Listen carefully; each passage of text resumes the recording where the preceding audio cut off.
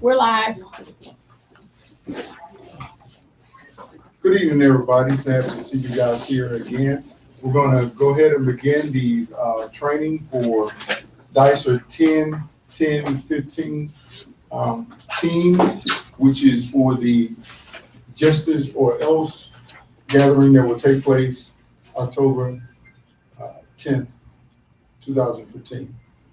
Now, if you look, you've all been given packets of information that talk about the communication factor or the voice protocol that that we'll be using on that day.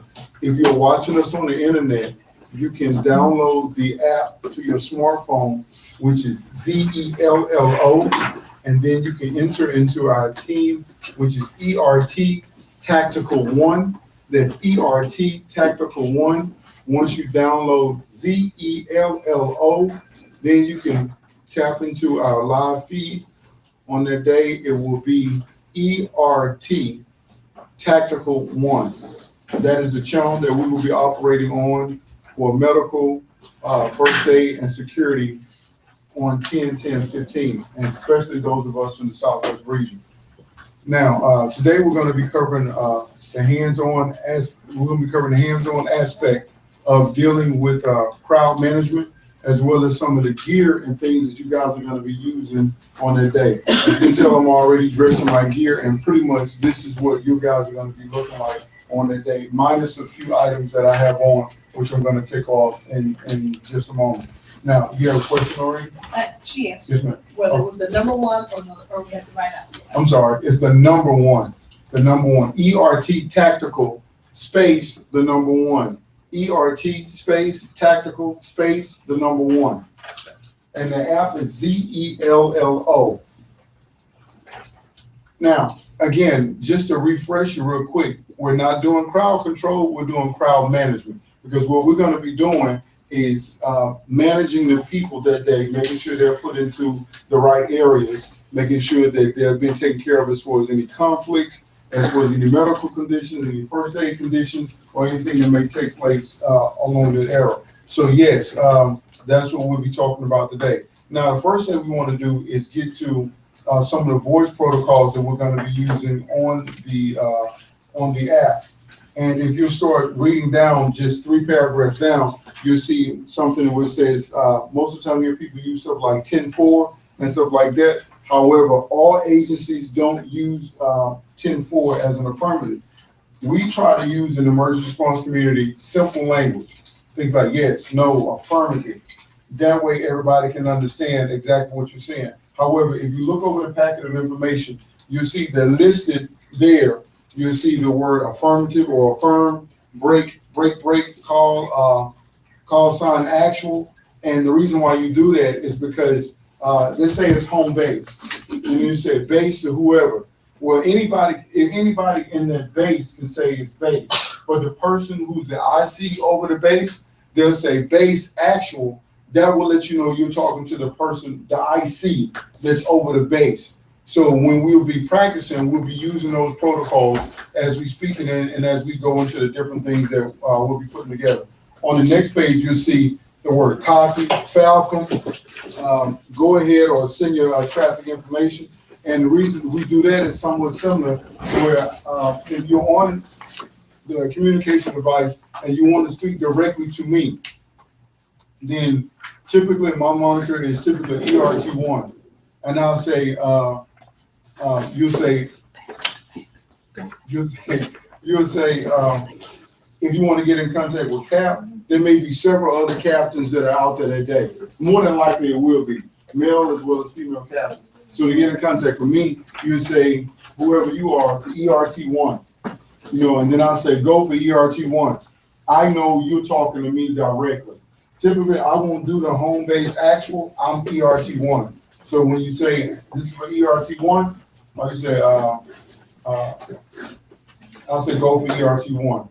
Or you say, ERT1 come in or come back, ERT1 come back, and if I'm busy, then I hear you, but I can't respond to you yet. Then when I grab the phone and I'll say, go for ERT1, and then you tell me what you need to have, then we can conversate. Be mindful that everybody else will be able to hear your conversation as well. Be mindful that no one else can hear what you're saying until you take your thumb off of the push to talk. Once you take your thumb off, then I can respond to you. As long as you're holding it down, I just hear you, or everybody hears you, but you won't get a response. Some other terms you see is out, over, pen, ready or 5, ready to copy. That means now I'm getting ready to write down the information that you're telling me. Roger, or some people say Roger that, which is kind of an older version of copy that. Say again, or you can say repeat that. I typically say again. Again, stand by, or wait out, or wait over, and then that lets you know that I will put you on hold. And then just because you say copy that doesn't mean that you're going to carry out the order. Will code is when you carry out the order. Like you say, I'm going to do that, instead of saying I said will code. Then I know not only did you hear what I said, but you're going to carry those orders out. Now the rest of it, you'll see it actually goes into a kind of play, if you will, so you can understand some of the terminology. Yes, ma'am. Yeah, that's okay. Okay. And then it says, now I'll give you an example. 44 truck to Bronx, 44 truck to Bronx, urgent. By repeating the message, you letting everybody know that it's extremely urgent. If you say San Diego, engine 40, emergency traffic, you're saying that so that they heard you the first time, you're repeating it. Number one, it lets them know it's an emergency. Number two, it's for clarity. Now, words can be repeated to modify them from traditional use in order to describe a critical message. Evacuate. That will let you know what? That you need to get out of the area. Those of you who become evacuation specialists, you understand exactly, what that means. Now, let's look. It says a similar technique may be used in aviation for critical messages. For example, this transmission might be sent to an aircraft that has just landed and has not yet cleared the runway. Echo Foxtrot Charlie. Tower, I have an engine traffic on short final. Exit runway and next terminal. Taxiway. Exit and next taxiway. Expedite. That will be dealing with aircraft. Now with police radios, they use some of the same techniques. However, they use more 10 codes.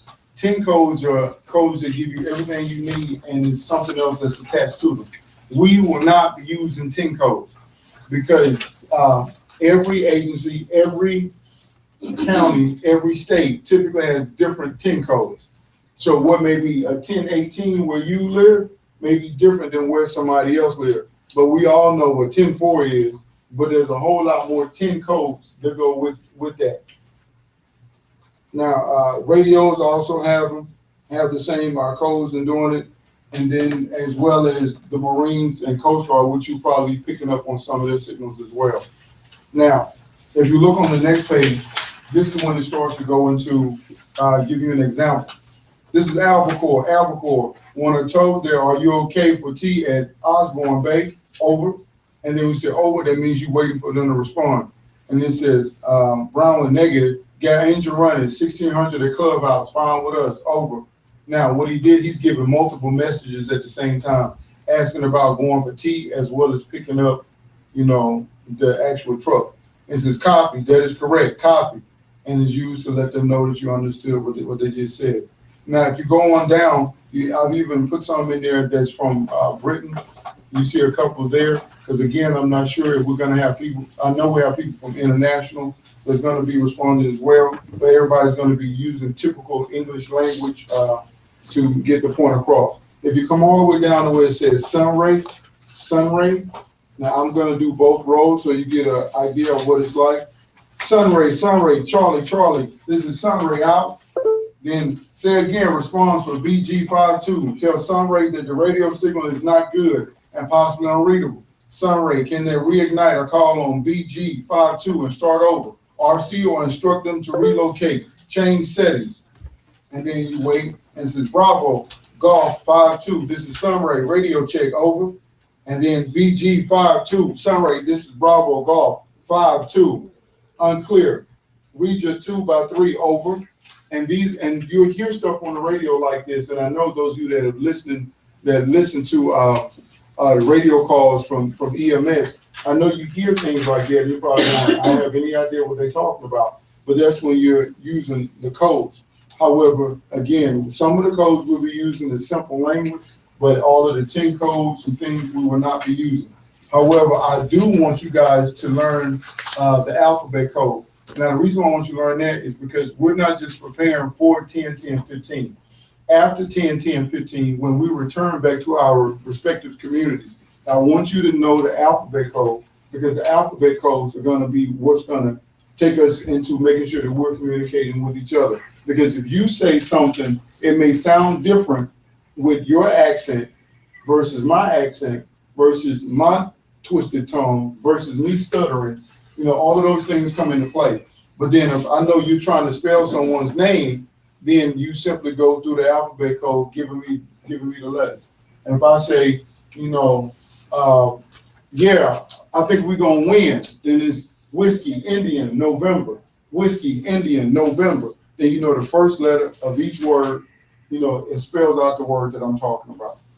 And that way, you know, did he say win or did he say sin? Did he say, well, I said whiskey, Indian, November, whiskey, Indian, November. And then, you know, okay, I know exactly what he's talking about. But those are the alphabet codes, and those are the last 2 pages that are in your packet that gives you the alphabet code all the way from Alpha to Zulu. Okay, any questions so far? No questions? So let's do a quick run through with the radio or with the phone so you can get an idea of what it's like. Now you'll notice while I'm here on my hands, I have gloves on my hands. When we're out there responding, you do not have to wear gloves all day. However, you should always want to keep you some non-latex gloves or some nil gloves with you.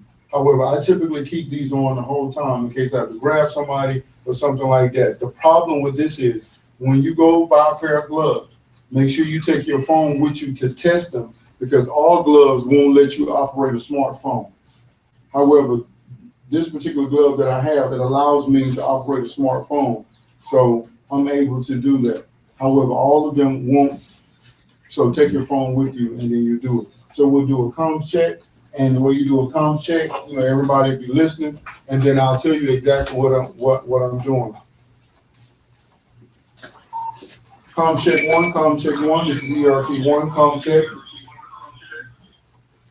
And then each one of you that heard my voice, you say, you respond back so that I know each one of you heard me. So even if you're somewhere else and you're in another state, you respond back. You say, well, now just give your name and then just say that you heard. You say copy that, or you know, copy the comm check. You know, loud and clear. You let me know I heard you, but put your name in front of it. Let's try that now. Just anybody randomly, just go. Carlet, loud and clear. Coco, loud and clear. Lorraine, loud and clear. Brenda, loud and clear.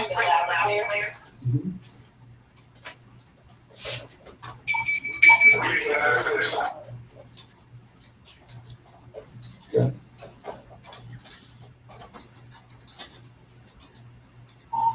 Copy that, team. Now let's get ready to respond to the multiple incidents that may be on scene. Please give me a call back. My call sign is ERT1. Call sign ERT1. Out. And then that down the line is clear. So anybody else that will need to say something or check your comms, everybody should do a comm check. When you first get there, you want to make sure your equipment, your gear is. Okay. That's awesome. He's in Fort Worth. Copy that, The Tom. brother that just came in is in Fort Worth. Yes, he's in Fort Worth. Pushing my phone, we said it. Yeah. Right. So, We'll go over that in just a minute. well, for those of you who are on the call, who are online watching YouTube, we'll go over the call signs as well as the app to load onto your phone as soon as we complete this section. So now, without any further ado, everybody's calmed up. If not, hopefully your phone will download the app in just a minute and we'll get you taken care of. But what we're going to do now is we're going to go over some of the techniques and things that we're going to be using that day when we're on the mall. The first thing I want to show you is what I want to do is show you the gear that I have on. And I know. So I'm going to substitute some of this.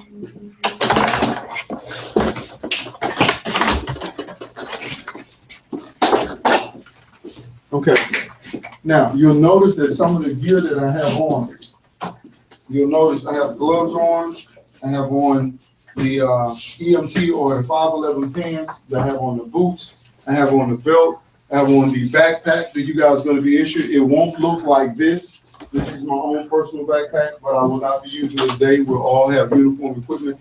This is a thigh rig that has all of the equipment in it as well as the shears and scissors that I have with me as well. Now, and the gloves.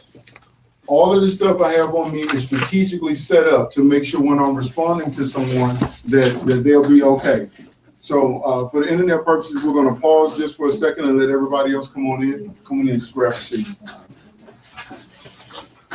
So while we're moving, can we make sure our phones are not ringing? We can set them to vibrate. Okay, so happy we had everybody else come and join us as well. Again, this is the training for 10, 10, 15 DICER 10, 10, 15 team on Facebook, but it is the health, first aid, and security team protocols that will be going over today for 10, 10, 15. Now, again, you notice I have the backpack on, I have my thigh rig on, my boots, and my belt, and this is pretty much how we're going to be dressed that day. Minus the shirts are going to be different as well as everything else. However, everything you see that I have on has a purpose. Everything I have on has a purpose. And all of the things that I have on are things that you guys are going to be receiving to make sure that when we're responding that day, everybody's on the same page. Now, if you have any questions about any of the gear that I have on, the only thing you won't receive, let me say this, is the trauma pack that I have on my arm. The reason why you won't have a trauma pack is because I'm going to show you how this works, but this trauma pack includes called a tourniquet. But we won't be applying tourniquets out there today, just pressure. We'll be applying pressure for no tourniquet. Because a lot of people don't understand is once you put the tourniquet on somebody, you can't take it off. You have to let a professional come through other than yourself and come and remove the tourniquet because the blood is not flowing and you can potentially lose that limb. Okay, so we won't be applying. Well, some of us that are the doctors, the medical doctors, the nurses, and the paramedics on scene, they may have those, but however, the technicians won't.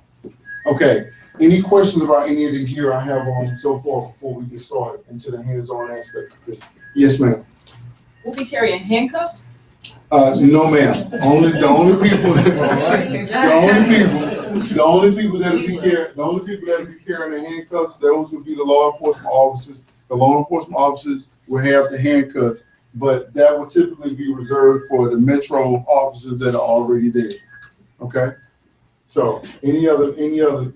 What is in your passport? Okay. This is called a thigh rig, and the way the thigh rig operates is that once you're on scene, you don't have to pull off your backpack for light traumatic things that may be taking place. A Band-Aid or somebody may have cut themselves. So I don't have to fully take off the backpack just to make sure they're okay. Now, each one of the thigh rigs you can have loaded with the things that you think are going to be personally necessary when you come upon an incident. And I'll show you why the thigh rigs are extremely important. You go, come Can you hear it on the floor, please? Yes, sir. Head that way, feet that way. And roll over on your back. Okay. He's an injured individual, and when I'm coming to him, I'm going to do what's called a head-to-toe assessment. Now, this is when, in putting on your gear, you want to have on some, you may want to have some knee pads or something underneath your pants or something like that. And the reason why I say that is because once you're on your knees for a substantial amount of time, it will you'll become traumatic and then you become part of the problem. So you want to make sure you take care of yourself first. Academy, sporting good places, a good places to find those, a good places to find those, a good places to find the knee pads as well as your military surplus. Now, when you get to him, you want to start doing a head-to-toe assessment. And the whole time you're doing this, you're talking to him. Now, if your knees are hurting, again, you can rest back and come all the way here and do the same thing. However, know that you're going to slide again, and you can keep doing it. However, I traditionally will wear knee pads because when I'm taking care of him, I'm like, "How you doing, man? Are you okay?" I'm looking at his ears. Do I see clear liquid coming out of his ears? That means he's got some very serious head trauma that's going on. I'm looking at his eyes to see if his pupils have been dilated, and I'm talking to him to see exactly, can he tell me what's going on? Is he coherent? Do you know where you are? Yes. Where are you? Shade. Okay, what's your name? Jagarvi. Okay, so he's telling me all the information. I'm looking to see, if he's injured. Okay, I may see he's got a nosebleed or his eyes are bleeding, or I see that he's got some trauma to his arm. Now, I may not see anything wrong with him, but the whole time I'm doing an assessment, I'm checking his arms and things. I'm checking to see if he's in shock. I'm squeezing his thumb, seeing the blood is coming back to his hand, and I'm checking his side. I'm checking his hip area. And then, of course, if you touch something, he's going to yell out. He's going to tell you it's hurting. Now, and then you go all the way down and you check all the way to his feet and everything. It's called a head-to-toe assessment. And it's typically done very quick, and it's doing trauma situation when you have multiple victims. On 10-10-15, there's going to be approximately 1 million people there. So you're not going to stay and just keep rendering aid. Your thing is to come do the most good and then get on to the next person if there is a traumatic event. If not, and it's somebody that fainted, then that one person you're able to take care of them. But then this is when your thyroid comes into play. The thyroid rotates to the top, one hand, unzips, and it unfolds. All my medical stuff is right here. So as I'm taking care of him, I can take care of him just like this without having to go into my backpack. Because going into my backpack, I got to take it off and then get to it. This backpack, think about it like this. This backpack is not traditionally for me. Remember, you're going to be responding as a two-man crew. As a two-man crew, okay, come down. If I'm working on him and then I'm seeing that he needs some serious things, big pads, burn pads, or something like that, I turn, she can unzip, and whatever gear that she needs in the back, she can pull out and then she can pass it to me. So my backpack is set up for her, not for me. So when she's going in my backpack, she's pulling out what she see I need and she can take care of. If I see I need something, I can go to her backpack and I'll pull it, and then I'm taking care of her, taking care of him. Okay? So that's where the team comes into play. Because if for some reason I have to rotate all the way around here and I have to hold him like this, I'm giving my commands to her, and then she'll be able to float behind me and then take care on this side. Float back behind and come back on this side. Because everything I need is right here in my bag. Now, my thyroid is still open. So even if I still need to get something, let's say I need to do CPR. Right here. And it's already right here. We'll start the two-man team. And then we can rotate. She'll have a thyroid going. So if she needs to undo her thyroid, she can do the exact same thing. Any questions so far?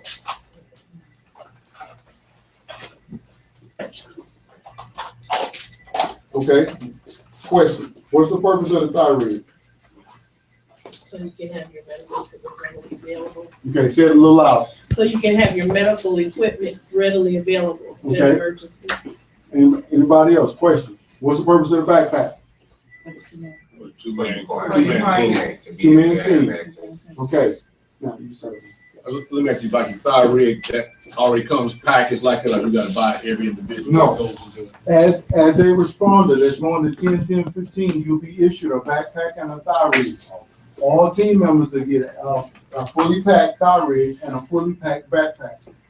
Because when you come back from 10-10-15, this is about setting these things up in your community to make sure everybody's okay.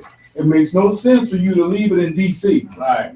So when you come back, you're fully Right. trained as a first responder, and we need to continue these sessions to make sure everybody knows, you know what, not only can I just slide in, I know how to slide in, take care of somebody, and then get on to the next person, and I'm taking care of this person, and I'm going on down, and then the sister's right behind me, and we make it sure everybody's okay, okay? Because in doing that, you're not doing CPR to them unless it's 1 or 2 victims.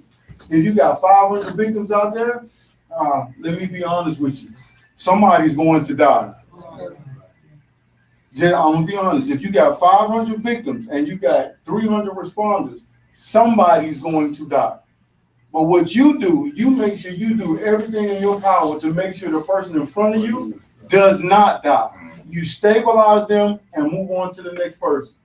And you need to have a pen with you and tape. You tape what's wrong with them and move on to the next person. Write down what's wrong with them, move on to the next person. And typically I have pens and stuff in my bag, and then on your first responder shirt, there are pouches on the sleeve where you can put pens inside of it. So you write and you move on. Yes, sir. So now when you writing down on this particular person that's injured, are we tagging them with what we're writing down, or are you just writing your personal notes? You're writing to them what you think is wrong. Okay. Because behind you, they're gonna be first responders that have more qualified than you. Okay. That's gonna be coming on behind you. They're gonna be nurses, they're gonna be doctors, they're gonna be paramedics that's gonna be coming behind you. Now, we're just the first level, first wave. You are the first responders. You're the first person on the scene. So you gotta have some kind of idea of what you need to do. Even if you're like, hey, this is beyond my control, all I can do is just talk to the person. Well, that's still enough because you can bring comfort to them. You bring comfort to them, then they're not panicking. They're not panicking, their heart's not racing. They may pass, but they didn't pass in a panicked state. Okay? All right, any questions? And the purpose of the tape, once you write, you stick it on them, is what you're saying? Once you write what's wrong with them, you stick that on them. Any Because- special place? Typically, just try to get it on their shirt. Right. Now, Just like to see it.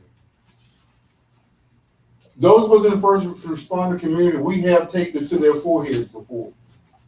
Because the next person come through and it's written, or we'll tape it on their arm or something like that. We've taken Sharpies and just written it on their arms. Only problem with that is, if the person is sweating, then typically it'll get rubbed off, something like that. So we try to do that. We normally have what's called the trauma tags. However, we're not going to be using the trauma tags. It may be, you may get 1 or 2 of them in your bag, but that's it. Because typically the pack, there's a cost that's associated with ordering them in bulk that we are not going to be using for 10, 10, 15. We'll just be using the tape, and then you writing down what you think is wrong with them. Now, the basic life support aspect of this is you need to be checking their heart pressure and things of that nature. That's not your role. There's going to be a second team that's going to be supporting us that's going to be doing that. Not a second team from somewhere else, but a second team within us. Like me, if the person falls, and then you hit me on the radio, ERT1, and need a BLS in section 3, BLS in section 3, ERT1. Then I say, go for ERT1, we need you in section 3, BLS. That lets me know I need to come with the stethoscope, the blood pressure cuff, and all of those things. When I get to you, I'm checking all the vitals, as well as the other firefighters and stuff that are on the team. They'll be there, checking vitals, writing down, making the next level of assessment. You make the first assessment that, hey, this is not, they didn't just lay down, something is wrong, and they're going unconscious. Or something is wrong, they're incoherent to what's going on. Then you called it in. Second wave came right behind you. Okay, I'm here. Now, if I get there and I'm like, you know what? I need an ambulance. I've already got the protocols from DC. Then I'll be calling it in to them. Okay? Because then I'll be on the other radio telling them what I got and what equipment I need them to bring. Okay? We're just going to be operating as a first responder, first level responders. They hit and see everything that's going on. The reason why we want to do that, the reason why I want you briefed on being able to do that is because when we get back from 10, 10, 15, you are responsible for doing the same thing for your family. It makes no sense for something to be wrong with somebody in your family and you have no idea what you need to do. It starts in the home. It starts with you.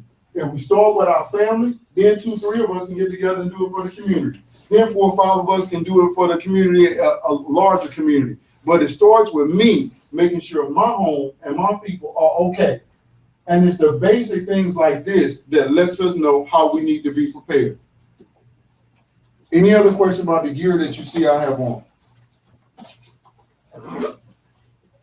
Now you can switch out some of the things that are in your thyroid, and you'll notice, and there are different types of thyroids. Let me caution you on that. You'll be issued one like this, or very similar to this. There are some that are huge and stick out, and much stuff you can put in your backpack, you can have on your thigh. The problem with that is, if I need to get down and escape from somewhere, now I've limited my ability to be mobile because I've carried too much stuff with me. So I carry just enough to make sure I take care of 4 or 5 people. Then I got some stuff in my bag, I can take care of more people. Then after I've taken care of 15, 20 people, I need to go somewhere and replenish and rest, give me some water and stuff, and then come back into it. You don't stay there until you're exhausted.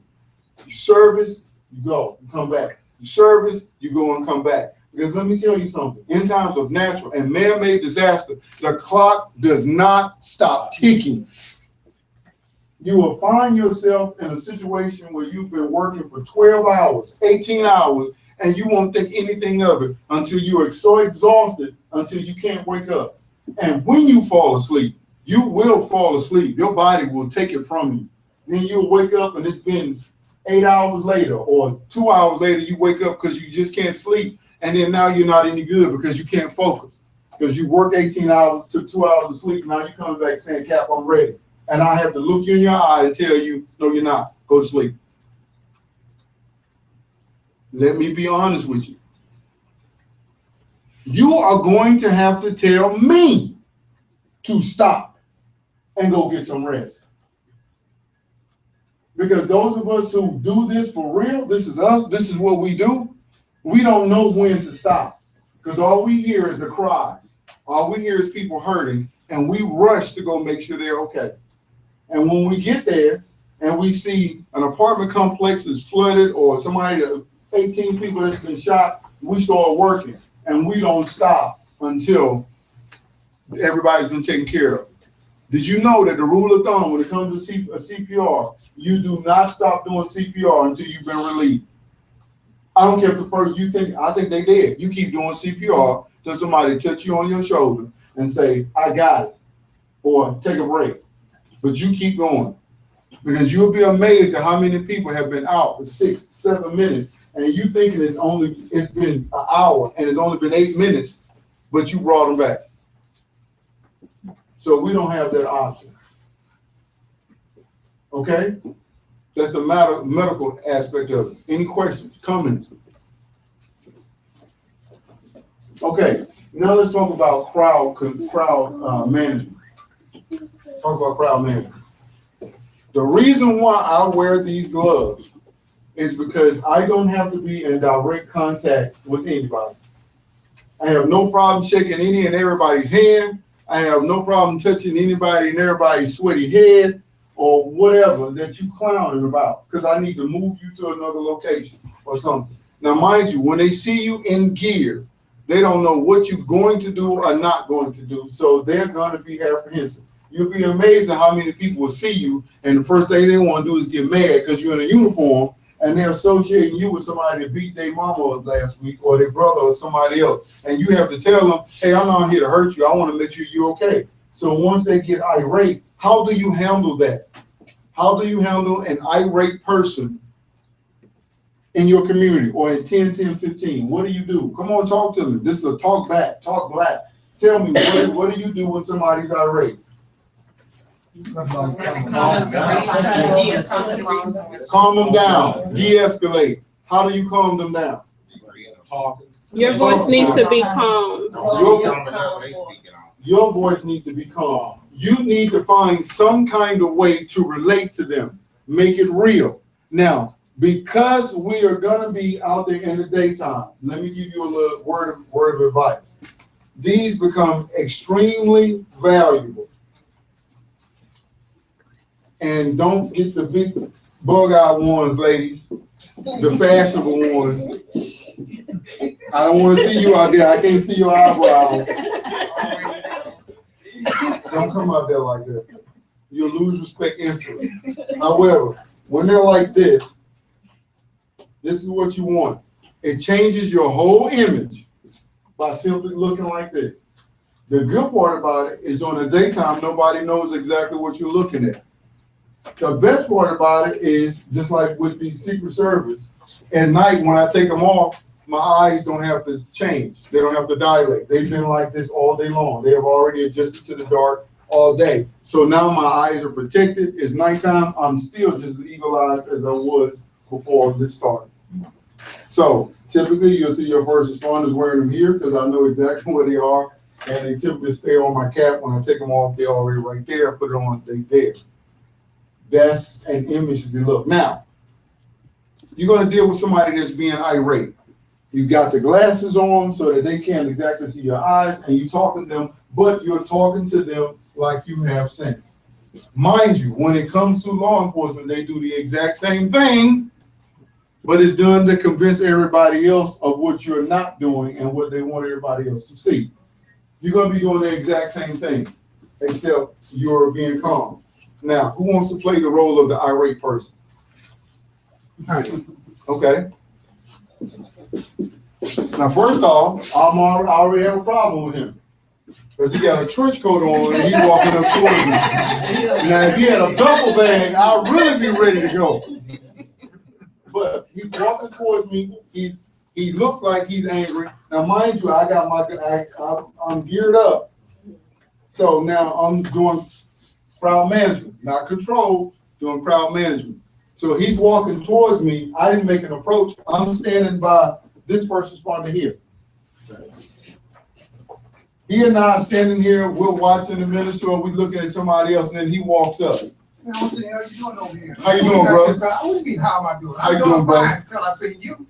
You know, you got to beat up my mother. What No. the hell's going on here? Brother, so Why, happy to you see just you. came back to do some more damage? No, sir. No, Well, sir. I'm here to No, straighten sir. this shit out. Just happy to see you. Hear the bullshit. Just happy to see you No, out here you can't today. do that shit. What's your name, brother? Where I you ain't from? gonna give you my goddamn name. Where you talking from? about? I just want to make sure you're okay. See. Now, that's good. Hey, he's absolutely right. No, seriously. He's absolutely right. Because some people are going out there with an agenda to get something started. Right. They won't, or else in a negative way, because of all of the stuff that's been going on thus far. So they will be targeting first responders. They're going to try their best to get you irate. I do like the way the brother was standing here, because obviously he's had some training. When I saw talking, engaging with him this way, he maneuvered himself over to his side, right out of sight. Now, typically, I would have liked it if he would have got on over behind him. Yeah. And once he got behind him, then my whole demeanor would have changed at that point, because I'm like, I know as soon as he would have did this, he would have got hemmed up. So that's why we're in groups of two. Because when somebody's approaching someone like that, the other person can step back and they'll be, ERT1, I got a issue in Sector 7, got an issue in Sector 7, got an irate person here. So at that point, and then go for ERT1, got an irate person in Section 7, and say, okay, so then now here I come. Now you got 3 people or 4 people all on that one person. So then now easily, now come stand up.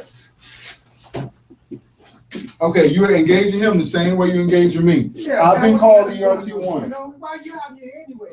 No, I ain't gonna look, man. Hey, brother, how you doing? How you doing, brother? Come on over here. So, and then when he's here, it's not till you pull it, you locking him here, and you holding him here, and you escorting him off, and you still talking to him, come. Brother, come on over here with me. Because the thing is this, there are gonna be hundreds, thousands, millions of other people around, and the last thing you want to get started is him, and he pop one off in the ground. Then everybody's yelling, screaming, and carrying on. And then he can easily be the person that's all he was supposed to do. Right. Boom, Yeah. then everybody's attention turns this way, Right. and then the actual attack is well crosshair. So you have to be mindful of that. As first responders, this is what we'll do. When we see something like that happen, or if a shot goes off, all you do is point to where you think it was. Don't move, just point. Because then you got a whole nother section of people that's gonna be running, and all you doing is saying it happened that way, but I'm still here making sure I'm covering my section. I heard the shot that way. And everybody, they let them run over there and take care of that. You still maintain your post. Wait a minute. I think one of the general orders is you maintain your post until you are properly. Oh, wow. I got some people know some general orders in here. That's right. You hold your post until you've been properly relieved. And then that's where you stay. So come on, let's try this again with this irate brother. Come on back this way. Me and the brother having a conversation about Texas Southern. I like Texas Southern. Yeah, man, you look good. How you doing, bro? How you doing? Hey, hold on. How you doing? No. Hey, Ronnie, come over here. No, I just want to find out. You okay? No, that ain't okay. Hey, Now we got some backup. Now, what you got so good, huh? What you standing up there smiling for? I got something to work with now. Hey, we just want to make sure you okay. You want to make sure you okay.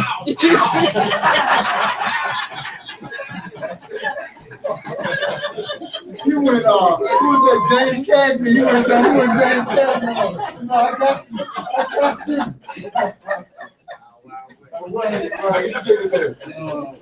Now, these type of incidents and things are going to take place. Most of the people you see out there are going to be irritated. They're going to be upset because when we get in crowds of people like that, especially black people, we're not sure how to handle it. Do you understand why?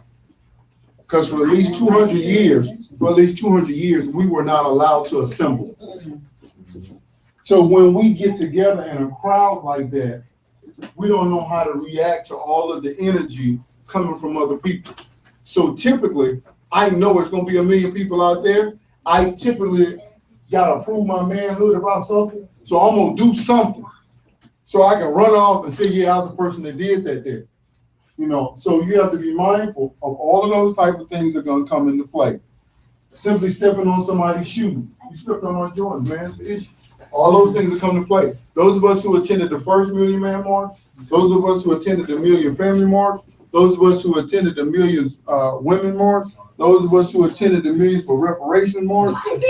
No, seriously, when you start going down the list, the attitude on the mall that day was extremely different than what it could possibly be now. Because remember, in 1995, there was no 9/11. Right. So the level of homeland security that was on the mall then is not going to be the same as it is now. The level of security that was in DC then is not going to be what it is now. Your faces will be scanned. Pictures of you will be taken. When you come onto the mall, the satellites will be focused on your face above DC, and everybody will know who you are, where you are, what you're doing. Your face will be taken and analyzed. And just, I'm being for real. Wow. So some people are going to be out there to agitate that and make it worse than what it is, especially when you're saying justice or else, because the Black Lives Matter movement is going to be there, as well as everybody else. Anti-Black Lives movement is going to be there. Anti-Nation of Islam, anti-Minister Farrakhan, anti-Black, all of those people are going to be there. But as first responders, your mindset is, you know what? We have to be comfortable in all these situations. And the only way you can do that is by having what we call tabletop scenarios, like what we just did, and we ran through it. Now, what do you do when you have an irate woman?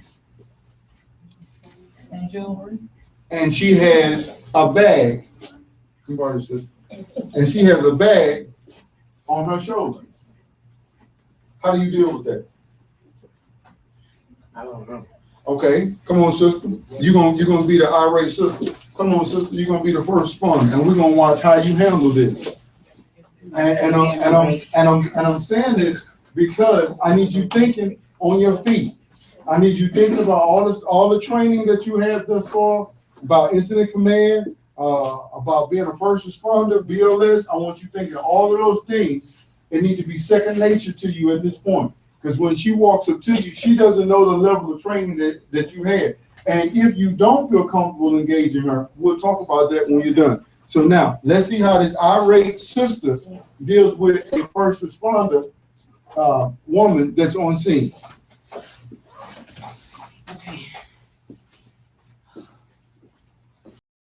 You bumping into me? What's wrong with you? Why you running into me like that? We don't do that around here. What's up? What's up? What's up? What's up? I'm doing fine. I'm doing fine. Wait a minute. I'm doing fine. I'm doing fine. The program today. What program? What program? We're here for the, You better not. sister. What? Are you okay today? Right, Sam? Are you okay today? Am I okay today? I think I am. You think you are? Are you okay today? I am okay. Today is a blessed day. Are you blessed? You feel blessed today? You better be lucky I don't feel like crawling. Do you feel blessed today? I'm blessed. Okay. I'm blessed. Okay, thank you. I'll give her a round of applause.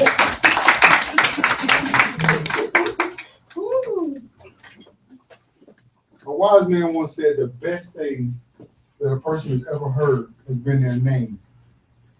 If you can get them to say their name and you begin to call them by their name, it changes the atmosphere.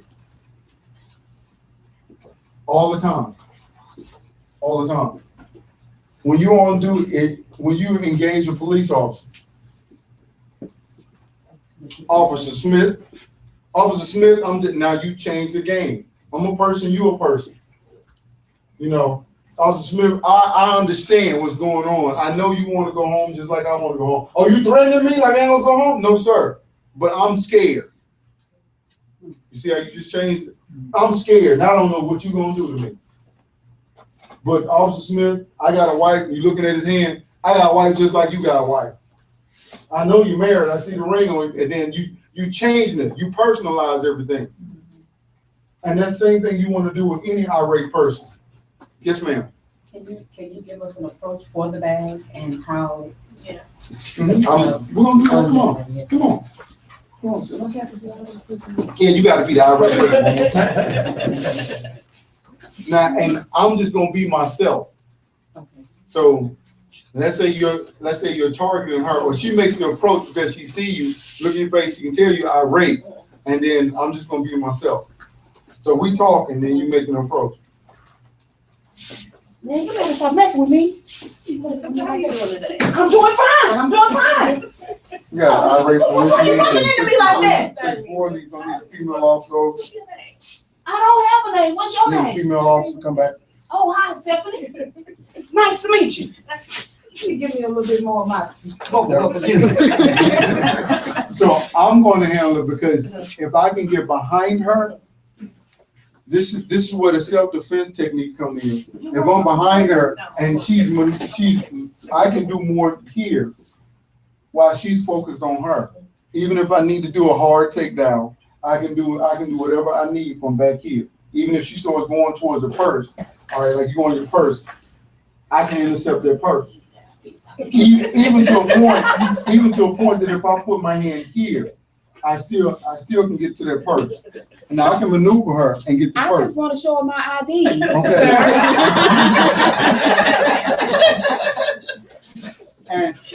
and just for the online community, there are other self-defense techniques, but I'm not going to go through them today because that's not this type of class.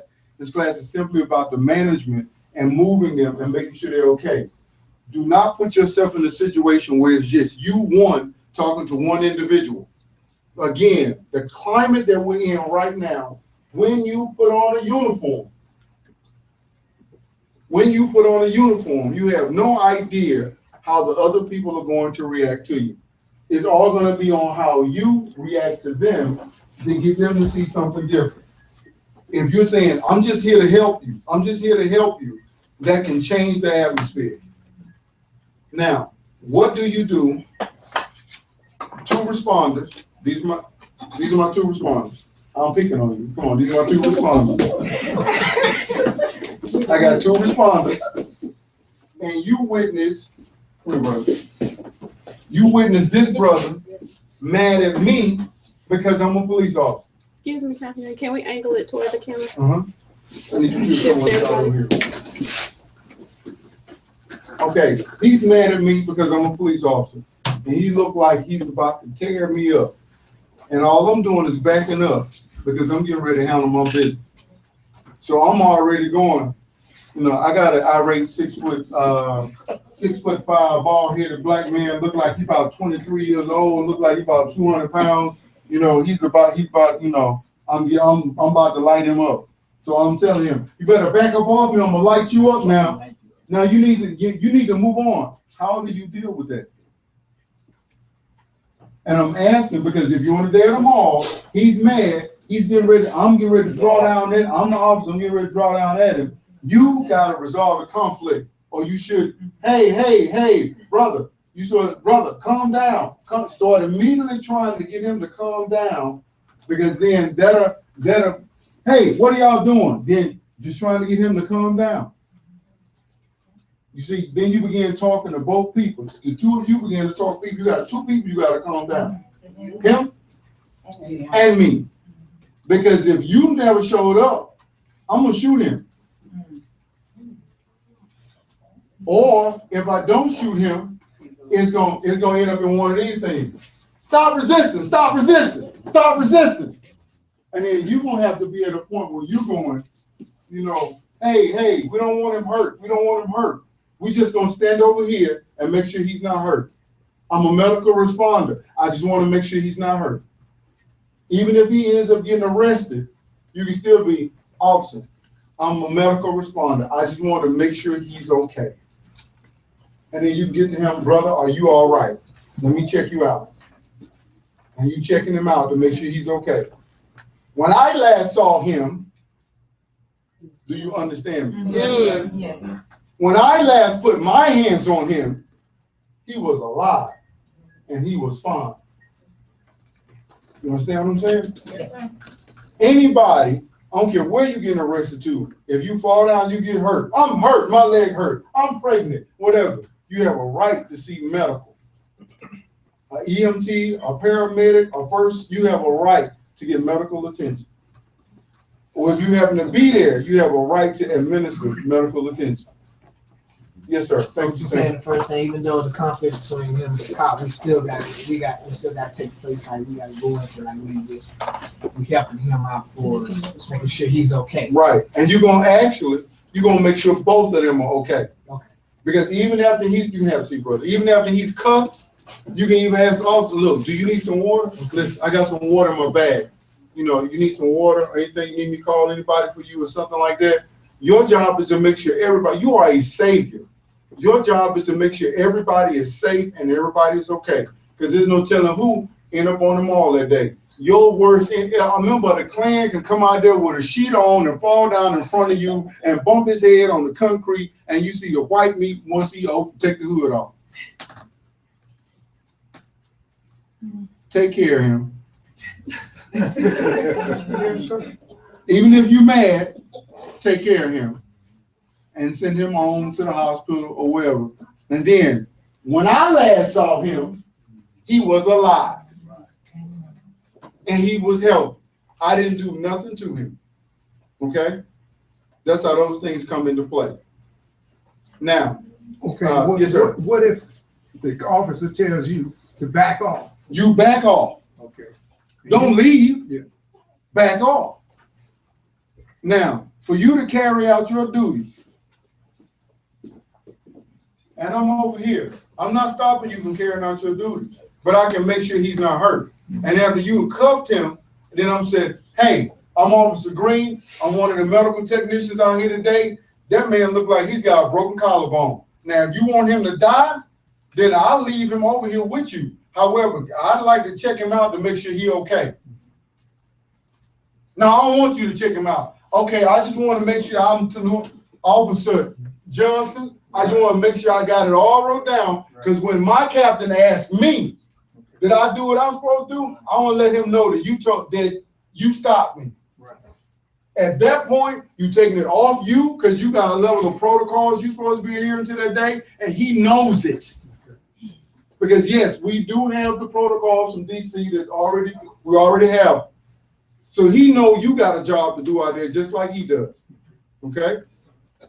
So, and again, learning all of this is so that even after 10, 10, 15, when we come home, we have these things set up in every neighborhood we live in. So you see somebody getting pulled over. It ain't just you getting scared. You be on the other side of the street. I'm just gonna sit here and watch. So if he fall and bump his head, you can blow your horn. Hey, officer, I'm a technician, medical technician. Do you need me to check him out? No, I don't need you to check him out. You stay away from my scene. Okay, I just want to let you know that I'm watching you. And then, as a matter of fact, at that point, you call 911. I just seen an officer out here bust this boy's head wide open, and I'm a medical tech, and I'm here on the scene, and I don't see no fire trucks or nobody coming. Now, I don't want that young man to die or that young woman to die. We need to change the game. Okay? Yes, ma'am. I have a question from one of the viewers. Uh-huh. So will we be in pairs with other responders other than insert DICER? There's a possibility. There is another team that is being trained as well, and they are not necessarily DICER. We are making an effort to pair their training along with ours, so we'll all be on the same team with a minimum of training. So we'll all have the same training. So more than likely, it will be DICER, but it may be one or two of us that may be paired with somebody that's from the DC Fire Department or from the DC Police Department. So you got a couple of people that's going to be paired up with them. I'm trying to get that situated so that they'll be with me and they won't be bothering you guys. I'll take care of them. Okay? Unless we know of another team of people that we want to get trained and put them on our team real quick, you know. Okay. Anybody else? Any other questions?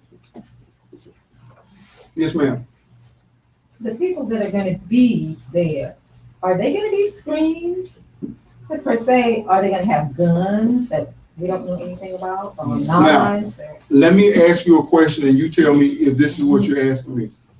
Are you asking me if the regular people coming to the march, they just walk from the hotel right up to the march, are they going to be screened? Is that what you're asking me? Yes.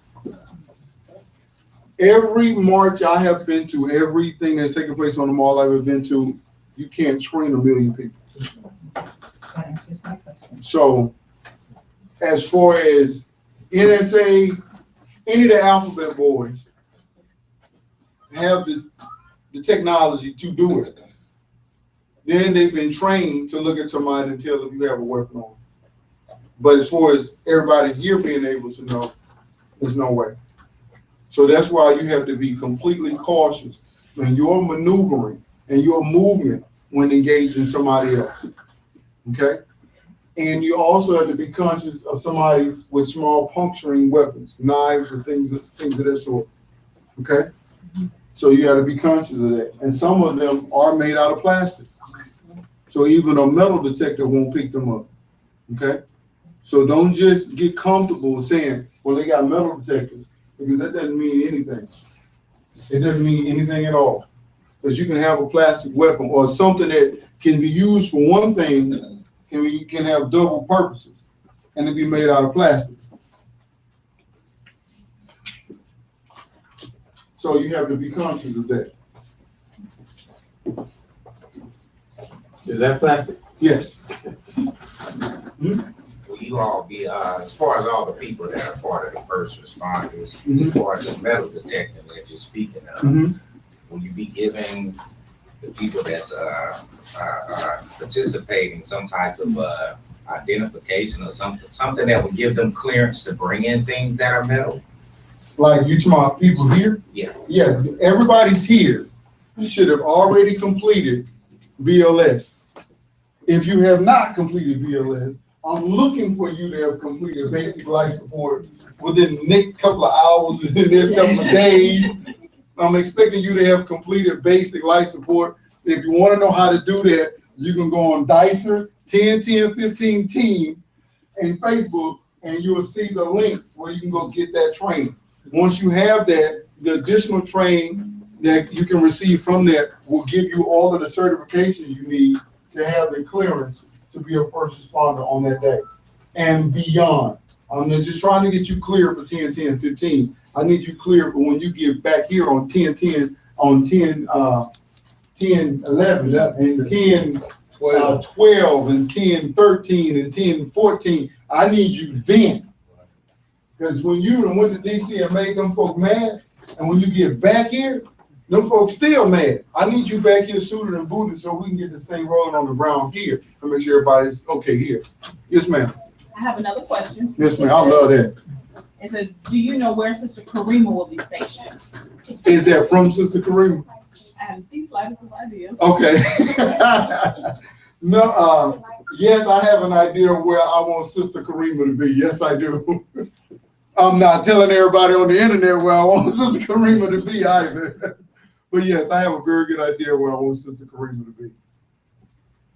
Any other questions, comments?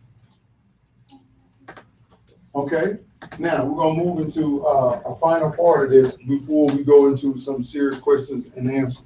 Now, let's say for instance,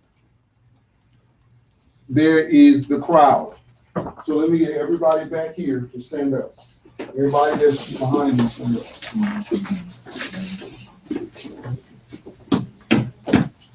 Even I even want the kids to stand up. Y'all stand up.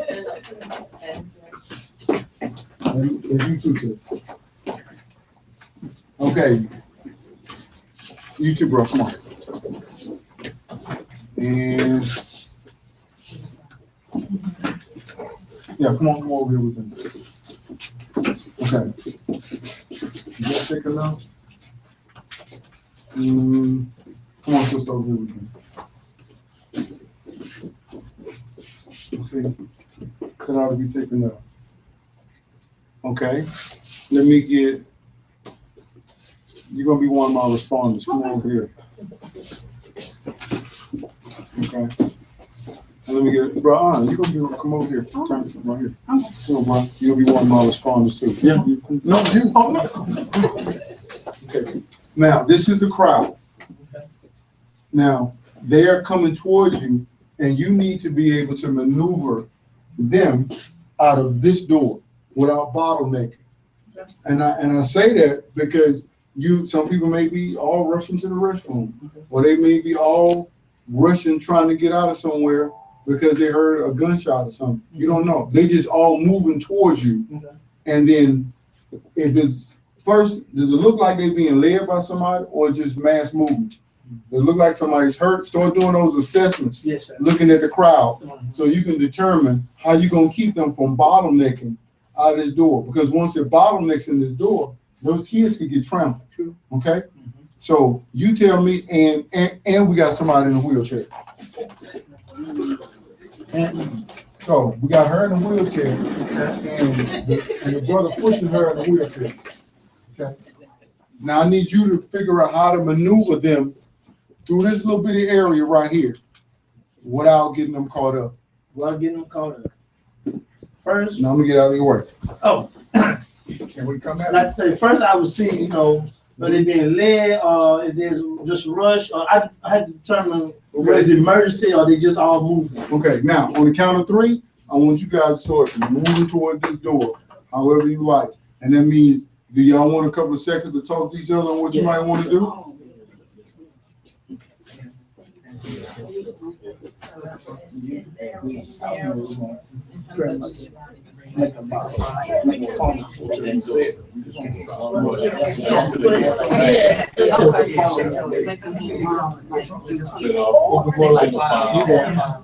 You start bringing them, and if the bottom will be there, it won't be at the door.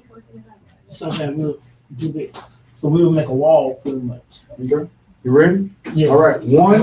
Hold on, you stand right there. You stand Okay. But come back over here until you say 3, and then you're gonna have to go into action. Ready?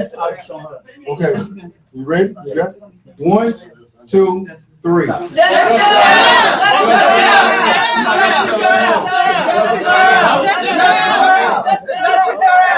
Justice Earl!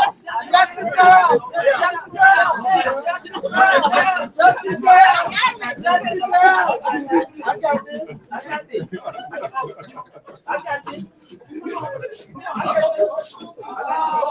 this.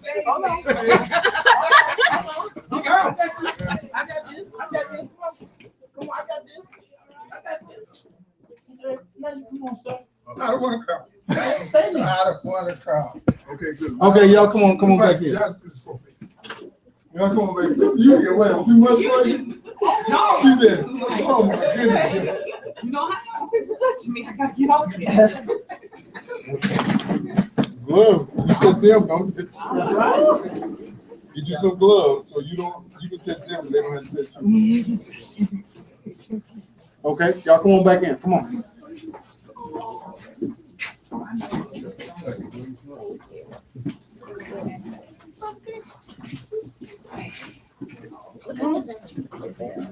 Yeah, you right in again. No. It's loud. No, come here. It's loud. Okay. Now, question. Now, yeah, good. How did you guys feel with that response? It wasn't really strong enough. I would have did it different. Like how? How would you have done it? Well, when they start coming, especially if it was somebody like me, I would have moved more aggressively where he can't get behind me and say, please take it here, go this way. And I'm looking at him, but my face is gonna change. I'm looking at him, please go this way. I'm letting him know I'm fixing to do something if you don't go this way. I want you to go this way, please, please. You know, so now he feels like, okay, he wants to do something to me. I'm gonna say, I wouldn't go there. Okay, sure. Actually demonstrate what you would do. Okay, now, No, just do it. okay, somebody's coming this way. I know they're trying to get that. Hold it, brother. Can you come this way? No, actually do it. So use the correct voice. Use everything how you would normally do it. Okay. So I'm coming. Hold it, brother. Hold it. Everybody going out this way. Please, go out this way. Thank you, sir. Appreciate it. Okay, what would you say, sir? I would agree too, but I would, we use command voices. Yeah. And then and there are people, you're polite and, like, hey, for instance, sister was coming, right this way, sister, but you meet them with your words and your command. Right this way, come on, right this way, everybody, right this way. Go out that door, right that way. And just command them, but you have to use command, I would use a command voice, look them in the eye and give them the instruction and the direction. Okay. Yes, ma'am. I have another online question. Uh-huh. Says, are the gloves cut resistant? The one that you do? The Are they cut resistant? the ones I have on, yes. Yes. Yes.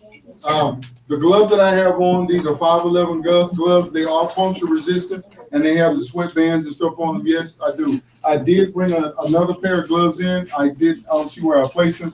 You can get a pair of gloves. They come from mechanics and they're not cut resistant. However, they are a little slightly puncture resistant. So you are able to grab a blade and it'll stop from slashing, but not at straight puncture.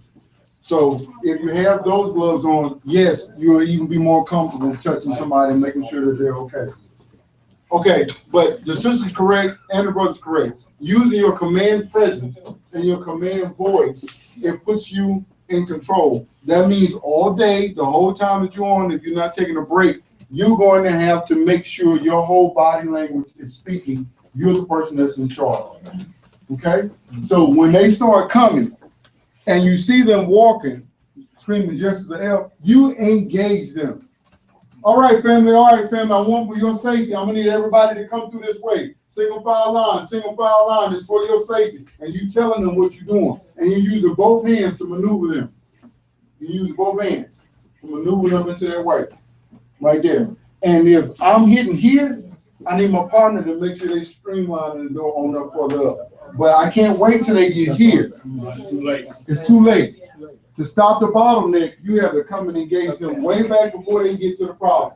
And then you're simply just escorting them. Now, out of 100 people, you're going to run into somebody that's irritated. Yeah. They're going to be angry. You keep smiling and you keep laughing. Even when you're tired. I know a dancer that when they're extremely exhausted, it looks like they are having the best time of their life because they got the biggest smile on their face. And I said, look, why are you smiling like that when you're dancing? It's like, because I can't breathe. Because they dancing so hard till they're exhausted. But if you look at them, you're like, they're having a good time. Man, man, that looks so easy. But they're like, ooh, I'm tired. I'm tired. 18 minutes ago, and we've been dancing for 30 minutes. And you're like, wow, I never know. It got to be the same way. Even when they're coming at you, what you're doing is saying, hey, how you doing? How you doing, family? How you doing, sister? You looking beautiful today. I need you to come on this way. Listen, oh, sister, I don't want you to mess up them shoes in the dirt, because I want you to walk up and you doing little jokes and little stuff like that and keeping them laughing. Hey, y'all see my mama out here? I ain't seen my mama. I'm looking for my mama all day. All day ain't seen my mama out here. Y'all let me know if y'all see her. And then people are laughing and be like, man, he's silly, or man, she's silly. And then you keeping them laughing and keeping them moving. It's about management, not about control. Because when you start trying to control them, that's like corralling them into a certain area. And boy, you want to see somebody get mad at you? When you don't put them in a position where they feel like they don't have a choice, then it's all downhill. But you're giving them you're doing the same thing, except it's your technique is what's being changed. These are your people. These are our people. We are happy to see them out here. I'm just here to make sure you're okay. You need some water, you need to go to the restroom or something, I got you. Let me know what you need. Listen, I don't want anybody to get trampled over here, so we're going to go out here slowly and as we can. We're going to move as quickly as we can, but safely as we can.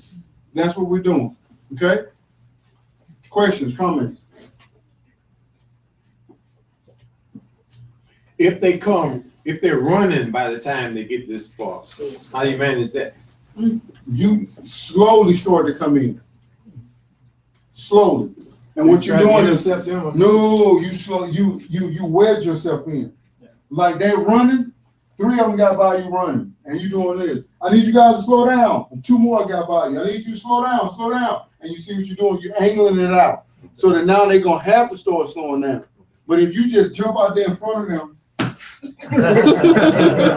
they're gonna pick you up. We're gonna have to come rescue you. Because they're gonna want say some of them gonna and then going by.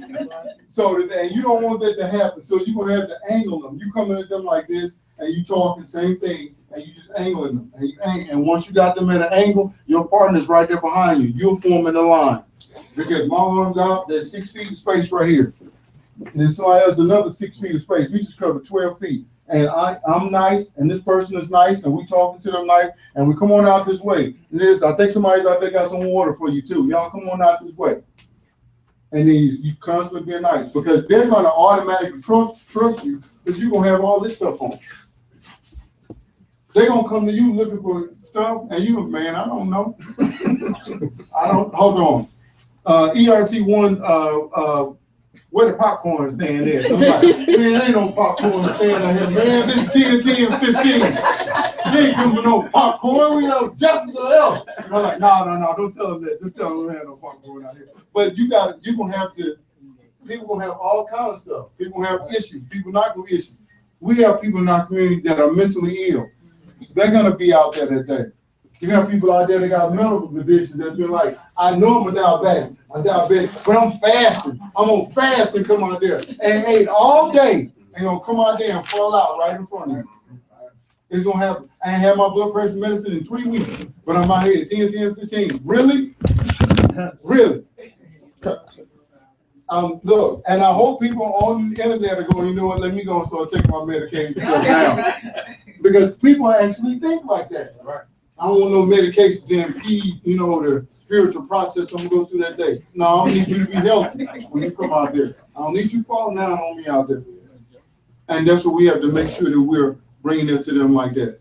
Questions, comments? So the backer, I think when you got a crowd like that, the backer that you are, the more space they can just move, through. Right? Say it one more time. The more back you are, the more space they can kind of move. Say if you got a crowd like this, you kind of like in here, the congestion in that crowd. But the more back you come, still with that command, and the more you can. Right, but and see, the thing is, you want to angle them. Come here. You're doing the same thing I'm doing. Hey, I'm gonna need you guys to slow down. You put your arms up, same in line. I'm gonna need you guys to slow down. Now we're gonna come up about 2 feet. I'm gonna need you guys to slow down. Whoa, come on back over this way. Hey, little man, how you doing? Come on, keep it going this way. You see what I'm doing? Now, he's got his arms up the same way, and then if I need to check every now and then, I just move it. Oh, I got him. He's still right there. Right? I know he's doing the same thing I'm doing because he's been trained. I just check every now. Okay, he there. He all right. They knocked him over. Now I'm keep looking at them, and he looking and checking. I'm looking and checking, and and we still doing the same thing. Man, it should be more than, by now we see the crowd, we the car, now there's 4 of us out here. Now all of us making sure everybody get through. Now one problem is you out there doing that 45 minutes, now you tired. Man, these folks still walking. I know. Where they coming from? They coming from the mall, man, everything over. We gotta make sure they get out of here. Yes, it gets tiring like that. But that's when you start making sure you're doing good work without putting forth a whole lot of effort to make you exhausted. Okay? And making sure you are not going to Walmart buying those $25 boots. Well, I don't think that's even an issue now, but then you want to make sure you're standing properly and you're properly hydrated. So in your bag we have water as well as people making sure you got water and stuff too. Yes, sir. What if there happens to be non-law enforcement opposition here that are arousing the crowd, and they begin to start to engage in somewhat type of conflict? What do you do as far as crowd control in that situation? And I think what you're speaking of, I'm of a different faith or something. Now to come out here and I got a rally going on out here. I got 50 people in front of me. We rallying and bouncing and jumping and carrying on. And what you do, you walk up, you just want to see what's going on. Okay, see what's going on. I didn't mean to get on back. ERT1, we got a possible situation over here in the southwest corner. I need somebody to come over here, come check this out. We just gonna observe. All right, then you just stand there and observe. And then me and whoever else will come through and be like, okay, all right, we'll see what's going on. They're all right, you know, let them have that. Or I'll be like, look, we need to call, I get over there, we need to call somebody else. Because this is about to be a potential problem. We got the Klan out here trying to have a rally right at 10:15. This ain't gonna be pretty in a few minutes. Y'all need to get somebody over here, you know, because, you know, ain't nobody paying attention to what they were saying, and all of a sudden, people start hearing them. They're turning from 10:10 and be like, okay, it's about to beat crap out of somebody. But you're right, don't directly engage them. You want to get somebody else to come and assist you in doing that. Okay? Even if that means we call in the rest, all our whole team to come over and begin to maneuver them. But I doubt very seriously if I would ever do that. Yes. We actually had an incident, well, not an incident like that, but for the one of the anniversaries, they actually were bikers behind us, revving and riding through, revving their engines and riding through. Where we Tuskegee. Yes, and they were riding through the entire circus, trying to distract or be disruptive.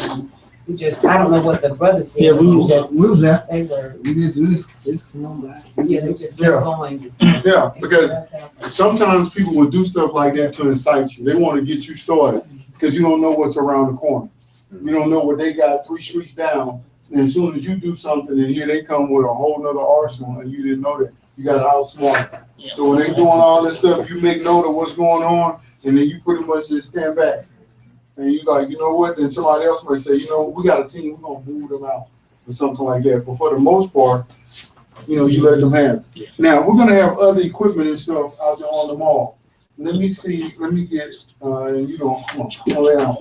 And she's like, I don't want to do that part. You get her to lay down. So let's say she's falling out and we gotta get her from off the mall. We gotta take her, she's too far in for she's too far in for an ambulance to get to it.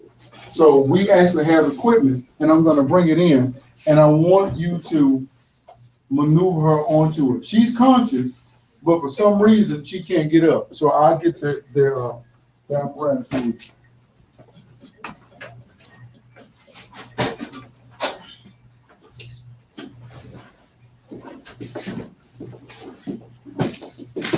And we're gonna have several of these out there. Now, you just gotta figure out how to get her on here safely so she can be maneuvered. She can be maneuvered out. Okay. So, I'm going to put this here and let me see, give me 1, 2, 3, 4 responders. Let me get 4 responders. I want to see if how you guys are going to maneuver her on it. I got a brother, I got two sisters, got another sister making an attempt to get up. There's 3, 1, 2, 3, 4, I got 5. That's good. We'll take 5. Wait, you can't do anything with Coco. We're gonna roll you over to your side, okay? On 3. One bump in your back. 3.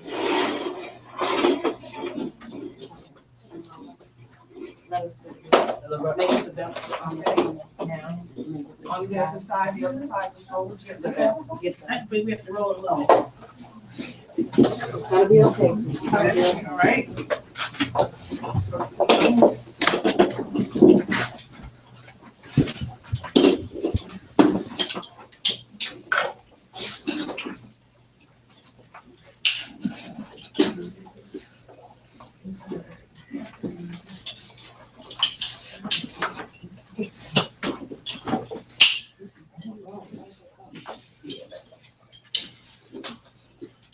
There you go. Okay.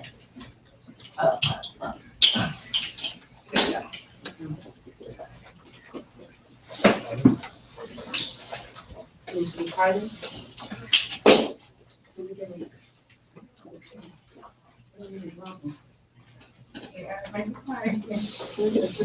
But if you do that, This is a handle. that's a handle there, the handle here. So you get that side, you get that side, you get the feet, I'll get the head, okay? He's better. Oh.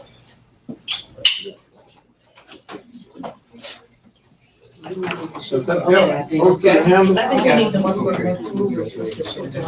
Okay. Wait a minute, wait. Let's look at what we've done. Not centered. As far as what, Kathy? Right here, yeah, there you go.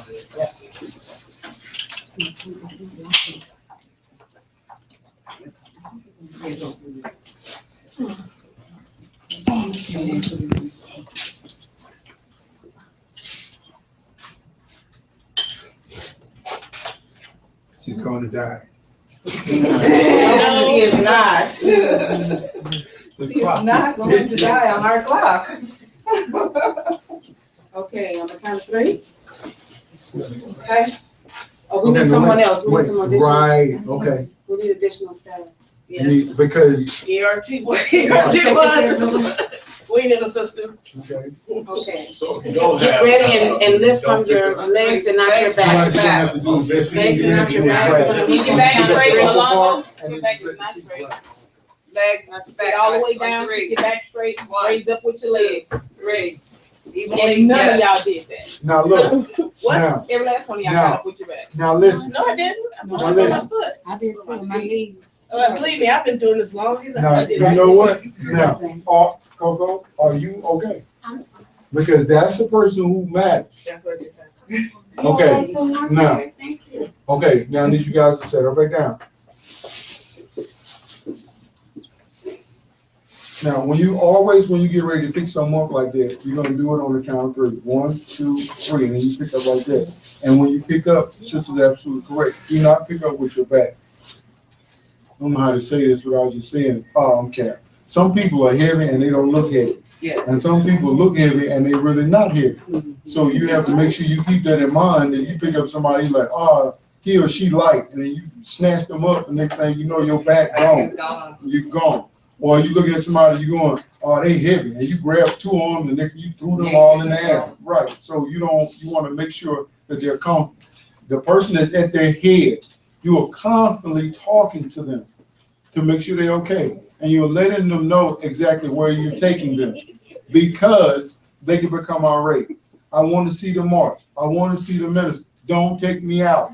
I ain't going nowhere. So you have to make sure that you have them. And you have to know exactly where you're going. Do not pick the person up and then start asking, where we taking them? Don't do that. Don't do that.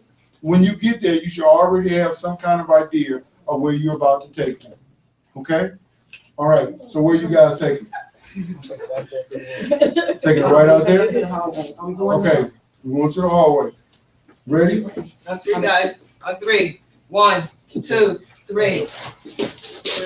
You okay? Okay. Let me know when to go. Okay, we're moving. Hold on. Tight squeeze, tight squeeze. Move slow, move slow. Watch the chair.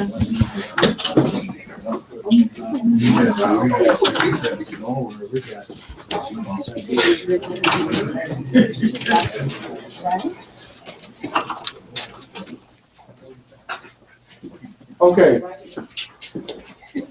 Watch your head, watch your head, watch your head, watch your head. Okay, unbuckle her, and then Sis Coco, you stand up, and then you guys can bring them up inside. Okay, come on, bring it up.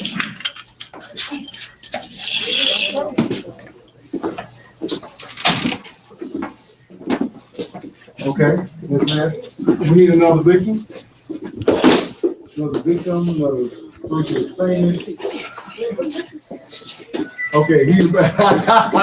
Okay, we have another person. We need the head. We need the head to toe assessment. Coco, why you looking like that? Why you looking like that?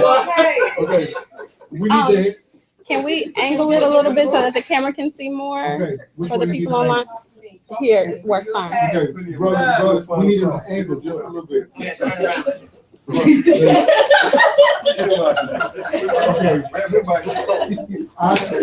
Okay. Same group or different group? No, different group. We need a different set of responders. In a different set of responders. Let's go, let's go, let's go. Sir, are you okay? Sir? Sir, are you okay? Sir? Are you okay? Let's turn them a little You bit. can't see? You need to push them some more toward the camera. Sir, are you okay? Sir? Okay, if he's our responder, so looking towards his ears, so trying to see if he's breathing, look at his chest, if he's breathing, you know, are his legs broken? What possibly could have happened that made him fall out? Okay, now you know you're gonna have to transport him because, and you're talking to each other. Okay. You're talking to each other. He's breathing. He's breathing? What's his pulse rate? 32 over 60. I don't know, but we gonna leave him right here though. But with them reading shit that day, he ain't getting up. Right, he gone, just like y'all, so we need to wear the white sheet. Okay, okay, so we gotta move him out of here, he's unresponsive, so we gotta get him, on the board.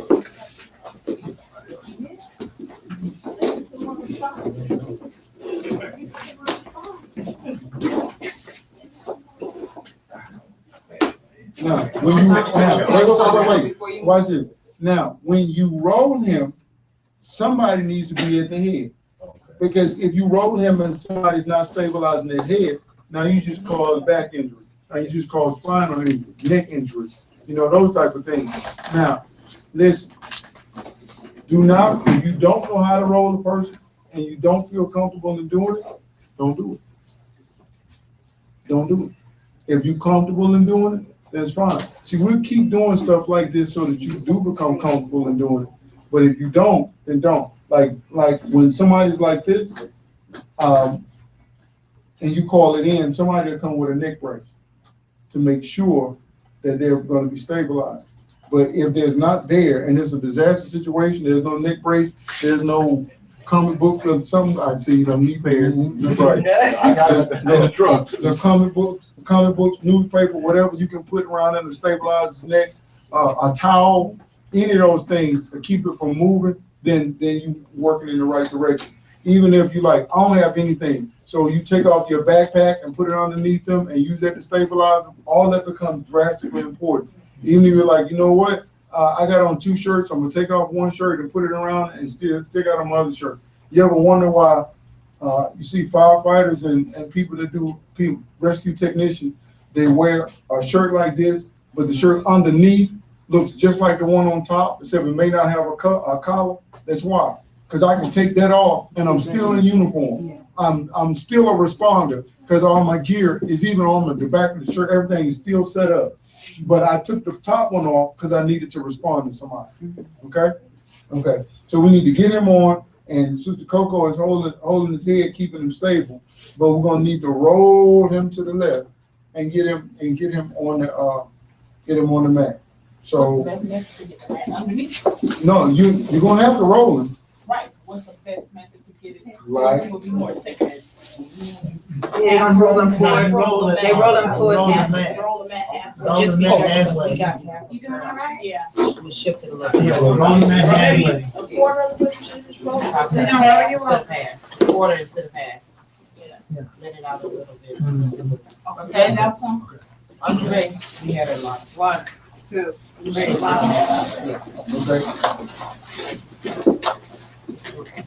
That's good. Okay. Pull the cable. Roll it your way.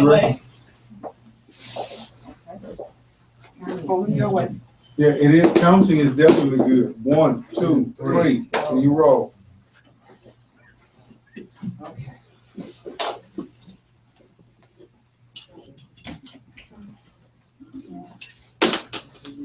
And why are you putting the brace over his arm? I don't want his arms to move, so I don't know what he's broken arms or what. I'm just immobilizing. Right.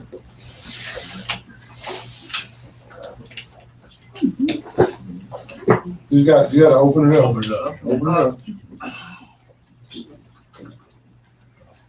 There's one more. On the one on the bottom. On the bottom? Yeah. Oh, okay. Tighten this. Okay. Little low. Now listen, right. Now when you get somebody that's low like that, make sure you put something underneath that so they don't end up choking. Okay, you got that.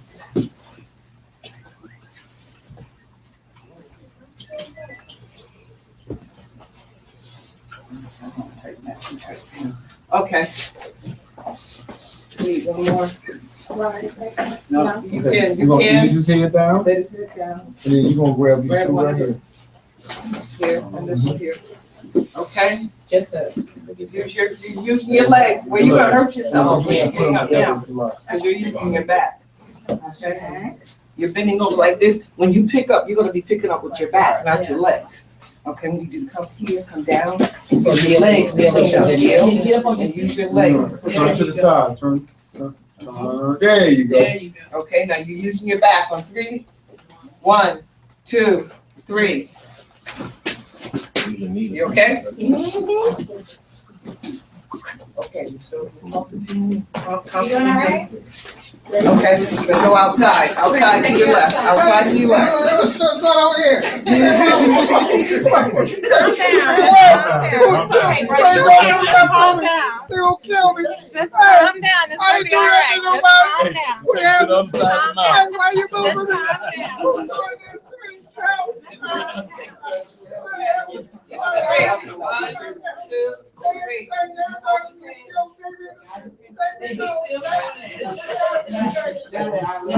Yeah, he's still all right. He's all right.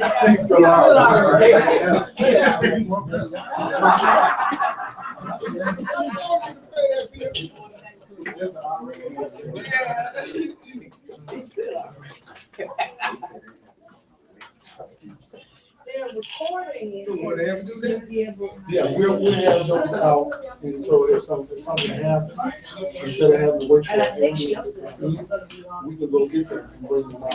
No, I mean, has anybody ever woke up and Oh, just, yeah. you know, panic? Oh, yeah, because we got these doors, and wake up. When you, because the door's not gonna come through like this, you have to angle it, and so they looking sideways, you take them down, so they're not moving. Okay. Y'all sit down. I'm gonna have all you arrested. Everybody that's going to jail. Sit down. I'll take your head out.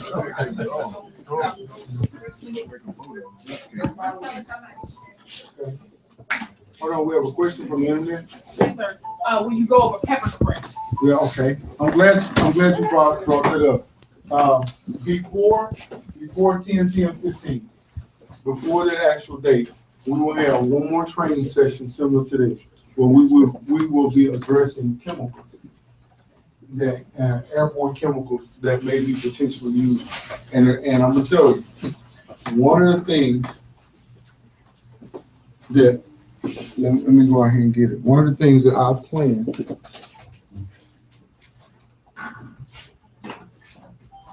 you have to plan for situations like that. So in your backpack, although this will not be in your backpack, you need to go get one.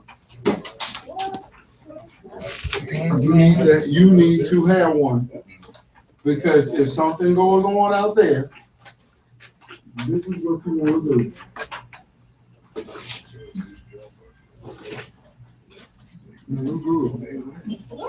And where are we supposed to get that from? And you can get these from any Army surplus place. You can get these from, I tell you what, we will put a list together where you can get them, and a link, and even for people on the internet, if they want to send in for them, and then we'll get some, and then we'll let them know the cost. Because I know Top Brass has them, but just simply having that one that's called N95, that's enough for dust. That's not enough to deal with chemicals. On the last training that we'll have like this, I'm going to show you how to make these using charcoal, and diaper. I'm going to show you how to make one of these using women's stockings and a tampon. And I'm going to show you how to put those things together so that they work the same way. The only issue you'll have is with your eyes watering, but not with you breathing in the material.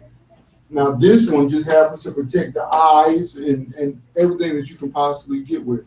However, that will just protect this area here.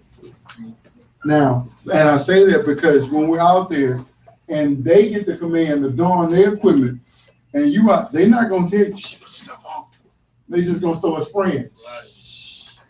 And you have to see people spraying stuff and be like, hold on, pull a backpack down, or go to your partner, pull yours out their bag, and then you put it on and be like, okay, I'm good. And I can still service everybody else and keep going. But I do plan on having mine in my backpack with new filters and all kind of stuff. But yes, you should have these on hand. And the ones that actually, and you know what? This one, I may have to buy a whole new one because it looks like I cracked the little apparatus on the outside. But you want to make sure you have one and you take care of it with the new filters and everything, making sure that you put them on. Because this will actually save your life. Yes.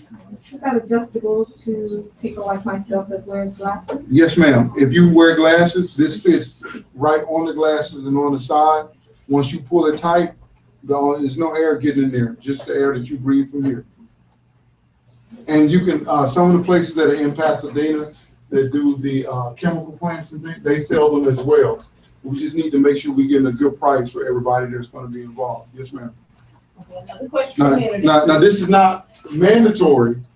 It's just I would suggest that you have one. Anytime anybody's doing a protest anywhere and you say, hey, I'm going out there to go make sure my people are okay, and you're taking your backpack, you need to have something in your backpack to make sure when they start using pepper spray or O2 or any of that stuff, and they are different, that you're able to take care of yourself.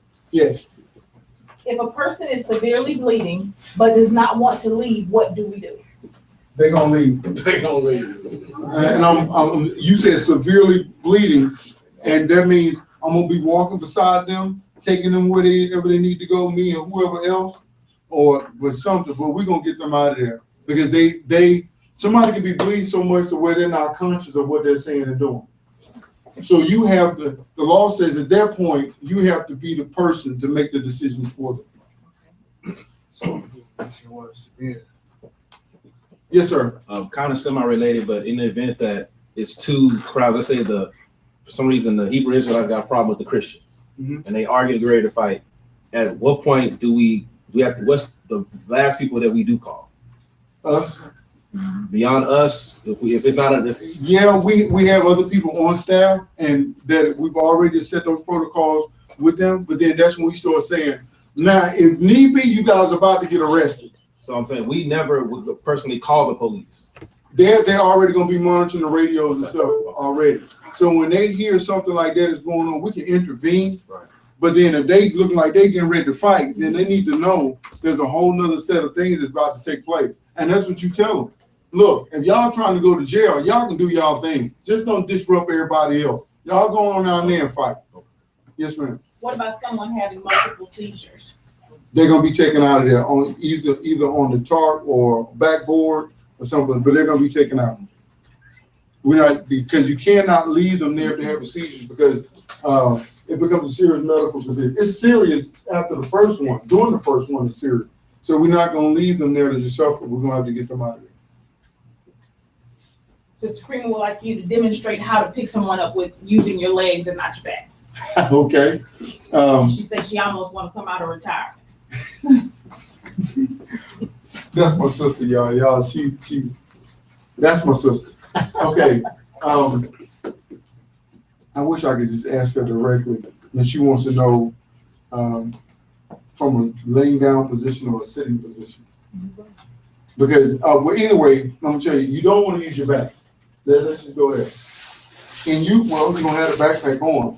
This is using your back. This is what not to do. Because you just use everything in here. You want to use your legs to do it. And even me, I would do a squat and not do one leg. Because if I'm here and I need to pick you up, I'm gonna stabilize my back, and all I'm doing is just standing up. Now, if I'm holding your head is here, and I got you, and I'm here. Let's say I was on my knees, I came up, and I didn't even rest back on my tiptoes. This is my beginning position right here. Then I'm here, because I'm flat. Then I pick you up like this. If I'm on the side of you, I'm using two hands when I'm doing it then. I'm standing up the same way, just coming straight up. Doing this, you're going to throw it out of whack.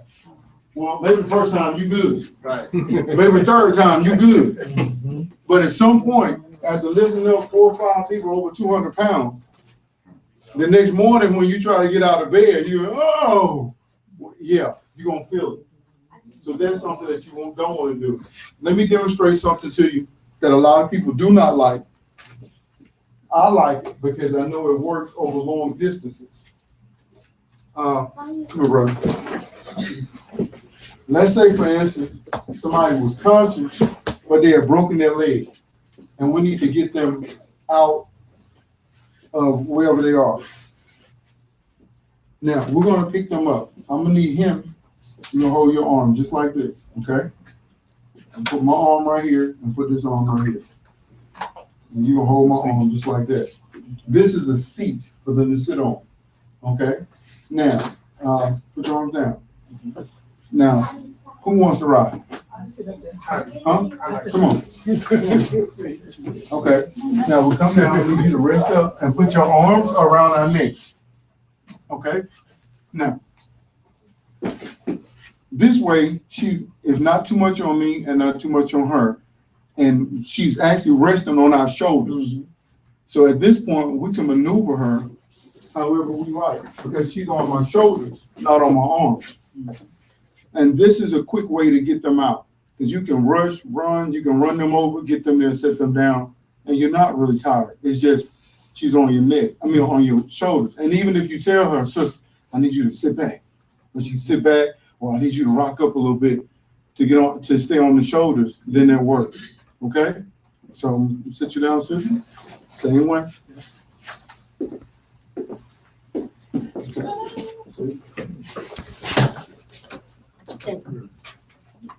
Okay. Did that from the beginning? See? And look, all you doing, look, I'm gonna do this, and then he's gonna do the same thing. And she sits on that little square. He or she sits on that little square. So we go down together. Yeah, we go down. 1, 2, 3. And then we put her on, 1, 2, 3. You come straight back up. Okay?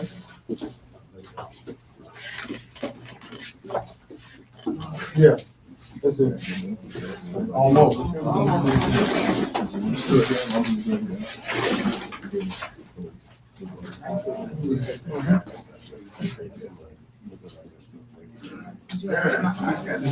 That's what y'all know.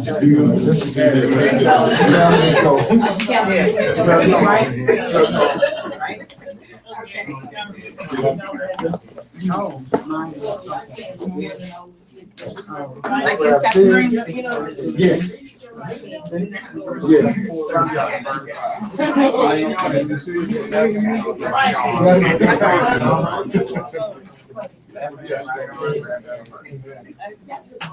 Yeah, that's it. Then we go down together. And them sit. Them 1, 2, 3. You gonna count? They gonna be a little cockeyed, so.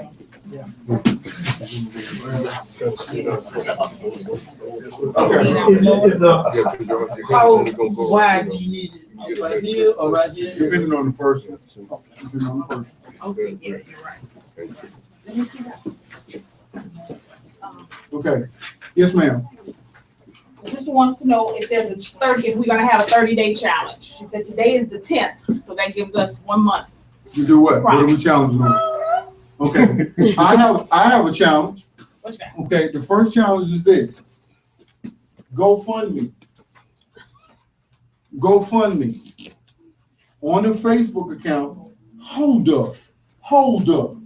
Everybody with a smartphone, go on Facebook, tell somebody what you're doing right now. Tell somebody what you're doing right now. Hey, y'all, we doing it live, 10, 15, we're getting trained. Want to make sure everybody's okay. Let everybody know what you're doing right now. Let them up. Say, hey, Dave, do the Twitter thing, I don't know. Listen, if you get, I'm sorry, I'm saying it all wrong. That's it.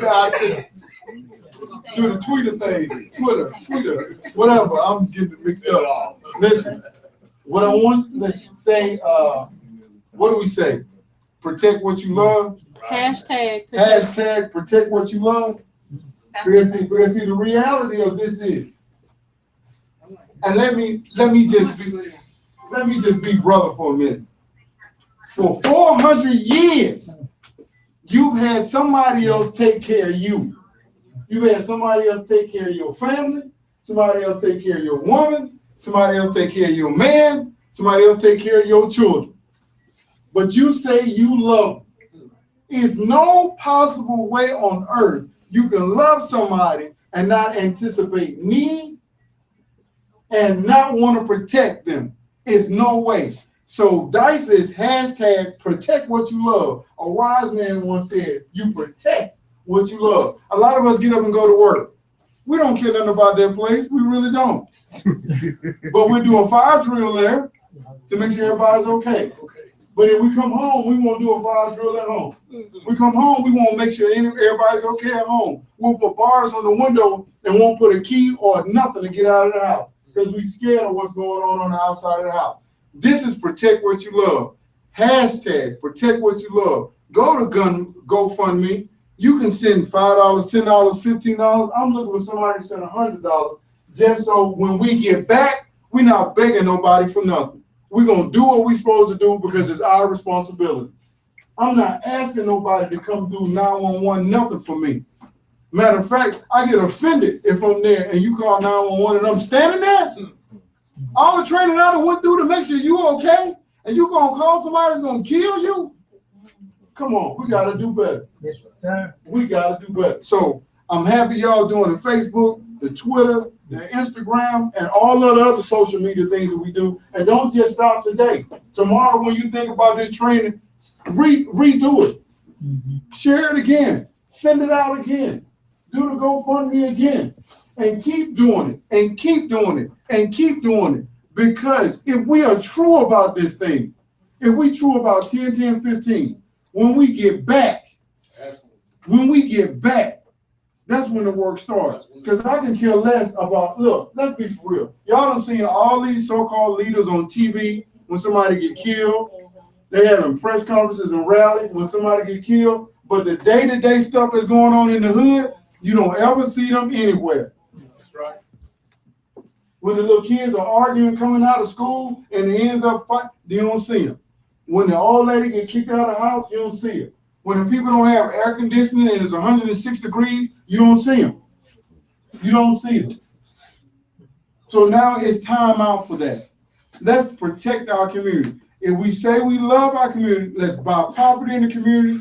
Let's invest in our community. Let's turn our communities around. It's time out for playing. So that's the challenge. And I'm gonna say this: either you roll with me or get rolled over, because we're not turning back from doing this no more. Time out for playing. Questions or comments?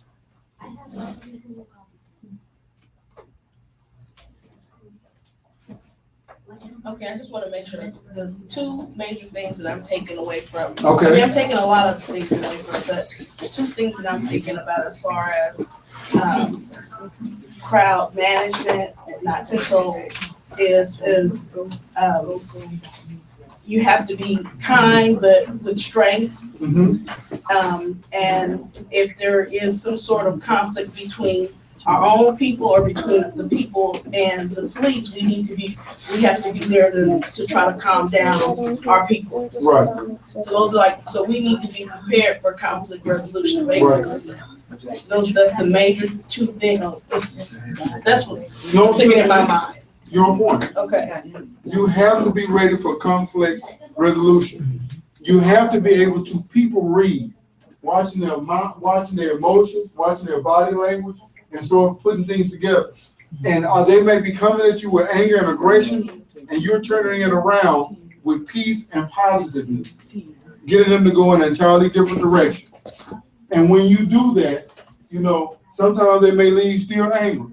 Sometimes they may look at you and be, you really blessed me today.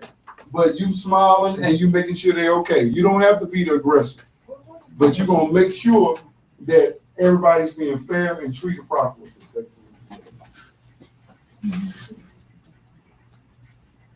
Any other questions, comments? Okay, family, we're going to have one more of these trainings. And the last training, I'm telling you, is going to deal with the chemical aspect of it. There will be a PowerPoint presentation that will be on the DICER 10-10-15 team Facebook. There'll be a link there that you can go and you can watch the quick PowerPoint. And I'm telling you about that because you're going to need to bring some items with you so that I can show you how to construct those things.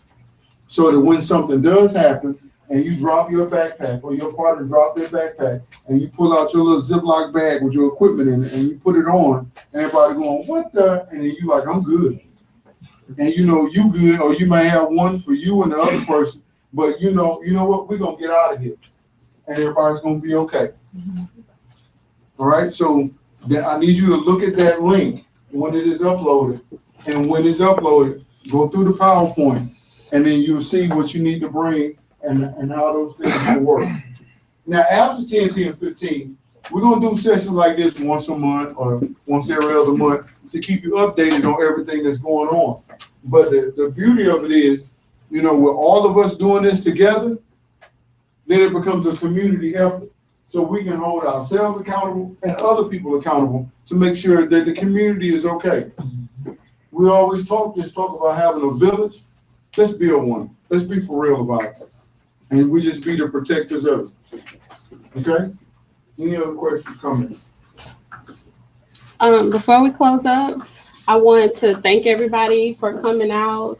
I'm glad that everybody has interest in getting this training. Those of you that are going to 10-10-15, I appreciate those of you that have signed up for the team that are officially on the roster and we're ready to roll. If you are interested and you have not received an email from me that says, welcome to the team, you are not on the team. I don't have your information. So when it's time to order things, I won't order anything for you. So there's a process to do that. And it starts with you sending me an email so that I have your contact information. Once I have you in, then we can make sure all your certifications are together. You're on the team at that point. If you're interested, this needs to happen now because we're ordering things in a matter of days. To order things, we need money.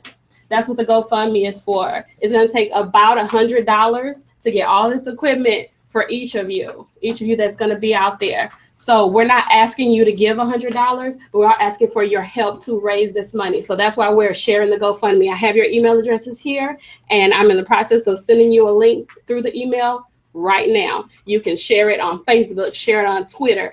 You can email it to your contacts. You can text it to people. Please share this. Get on people's nerves. Somebody's going to send $5. Somebody's going to send $50. Somebody is going to contribute because they see that this is valuable. You're learning techniques.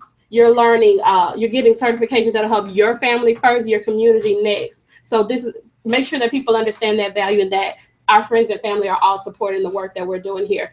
So to wrap it up, I need to make sure you're on the roster. Send an email to insert.dicer@gmail.com. That's insert with a C, dicer with a C, INCERT.DICER@gmail.com. That gets the ball rolling.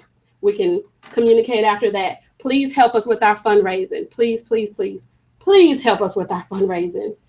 I'm serious when I say we have days, because it's going to take a couple of weeks for us to get everything here, to get everything sorted, passed out, backpacks, get your name and your patch on your t-shirt, all that great stuff so you can look nice and official like Captain Green is looking right now.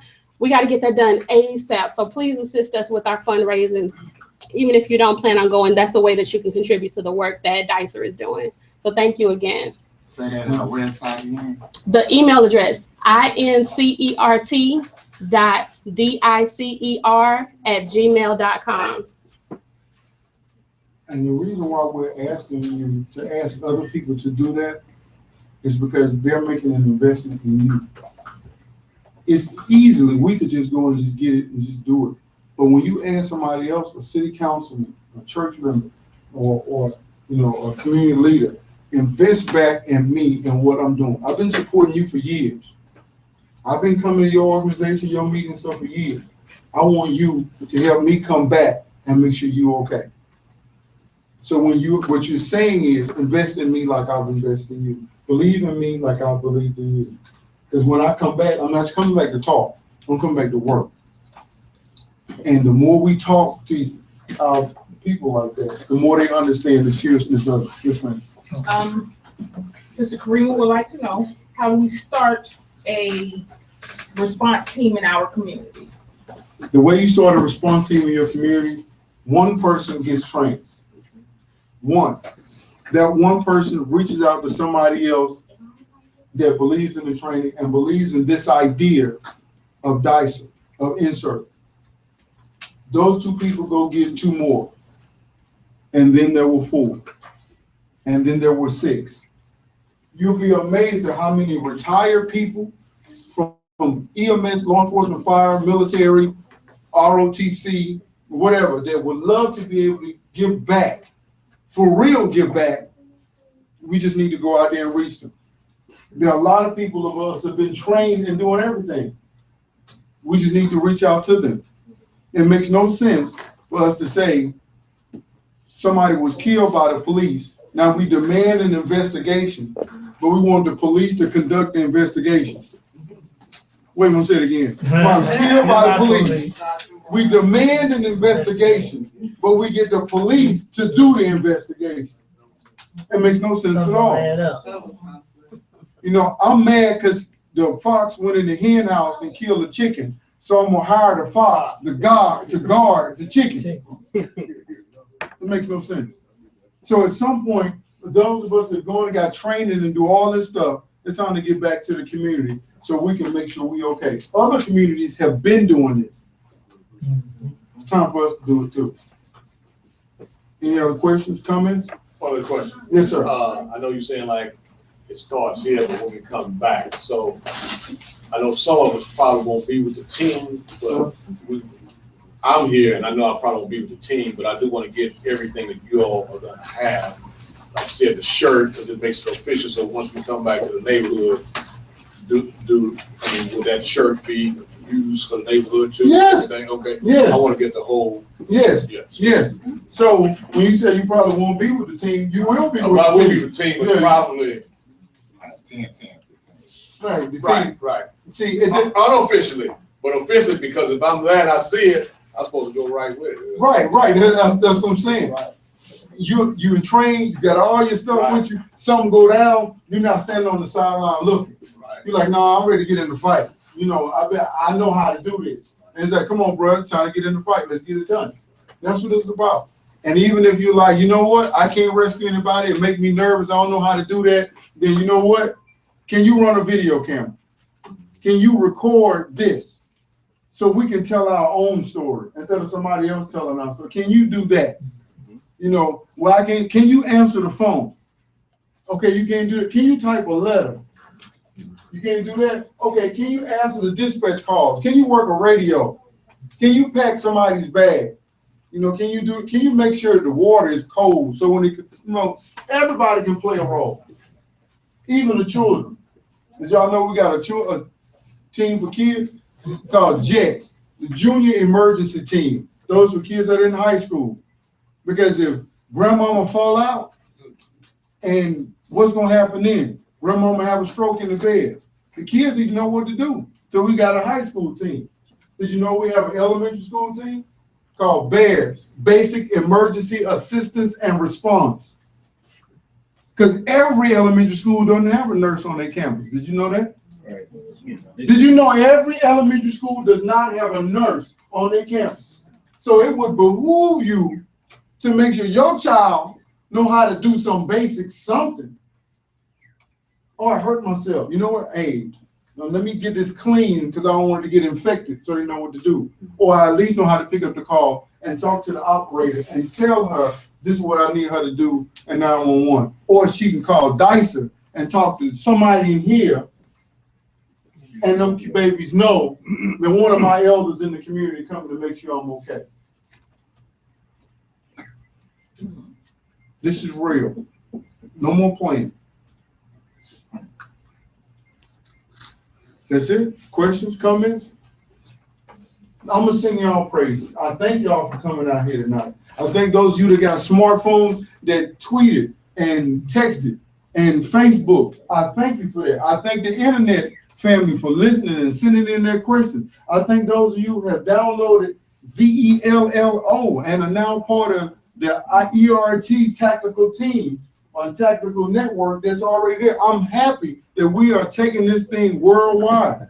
I'm glad that people will be able to watch this next week that's from another time zone so that we can start getting this done, not just here in Texas, but all the way in California, in Chicago, in New York, in DC, in Florida, all over, wherever we live, wherever our kin people are, somebody needs to be trained there to make sure they're okay, or at least we need to be able to get to them. So I thank all of you guys for coming out. I thank you all for believing in this idea. I thank the babies for being out here. I thank everybody. And the next training we have, we'll be dealing with chemicals, and we may even have to put a little hand-to-hand in there so you guys will know how to deal with that. I think we got one more question from the internet. No, I got a question. Yes, ma'am. What is the next date for our training? Is it the not this coming Thursday, but the following Thursday? The following Thursday, yes. Okay. And now, and those of us who are already saying they're gonna be part of the team and they buying their equipment and stuff, that's great. And I want us to learn the alphabet too. So we can go ahead and it should be easy for some of us. Any of us that's been in the Nation of Islam and studied the Supreme Wisdom, that ought to be easy there, partner. You know, because that's easy at that point. Okay? So if there's nothing else to do, can I get one of these brothers to come pray us out? This is the irate brother gonna pray us out, y'all. This is the one don't give nobody no slack. And fell out and rose from the dead. He got us all. Amen. That's your brother. Yes, sir. Yes, sir. Everybody take the position that you're comfortable in. Oh, in the personal master problem, I seek thy refuge to thee from anxiety and grief. And I seek thy refuge in thee from lack of strength and laziness. And I seek thy refuge in thee from being overpowered by the day and the oppression of enemy. O Allah, suffice thou me what is lawful to keep me away from what is prohibited. And with thy grace make me free of what is beside thee. O Allah, if I offended anybody, or if I said the wrong thing, please forgive me and take all of my wrong thoughts and deeds, throw them into the sea of forgiveness. I ask these things in your name, Master Rahman, the name of your servant, the Honorable Ajman, the name of our divine reminder and spiritual guiding in our midst, the Honorable Spark, and all I bless everybody here that has a different religion to be in one accord and make this thing work. Please, Allah, give us your blessings. Amen.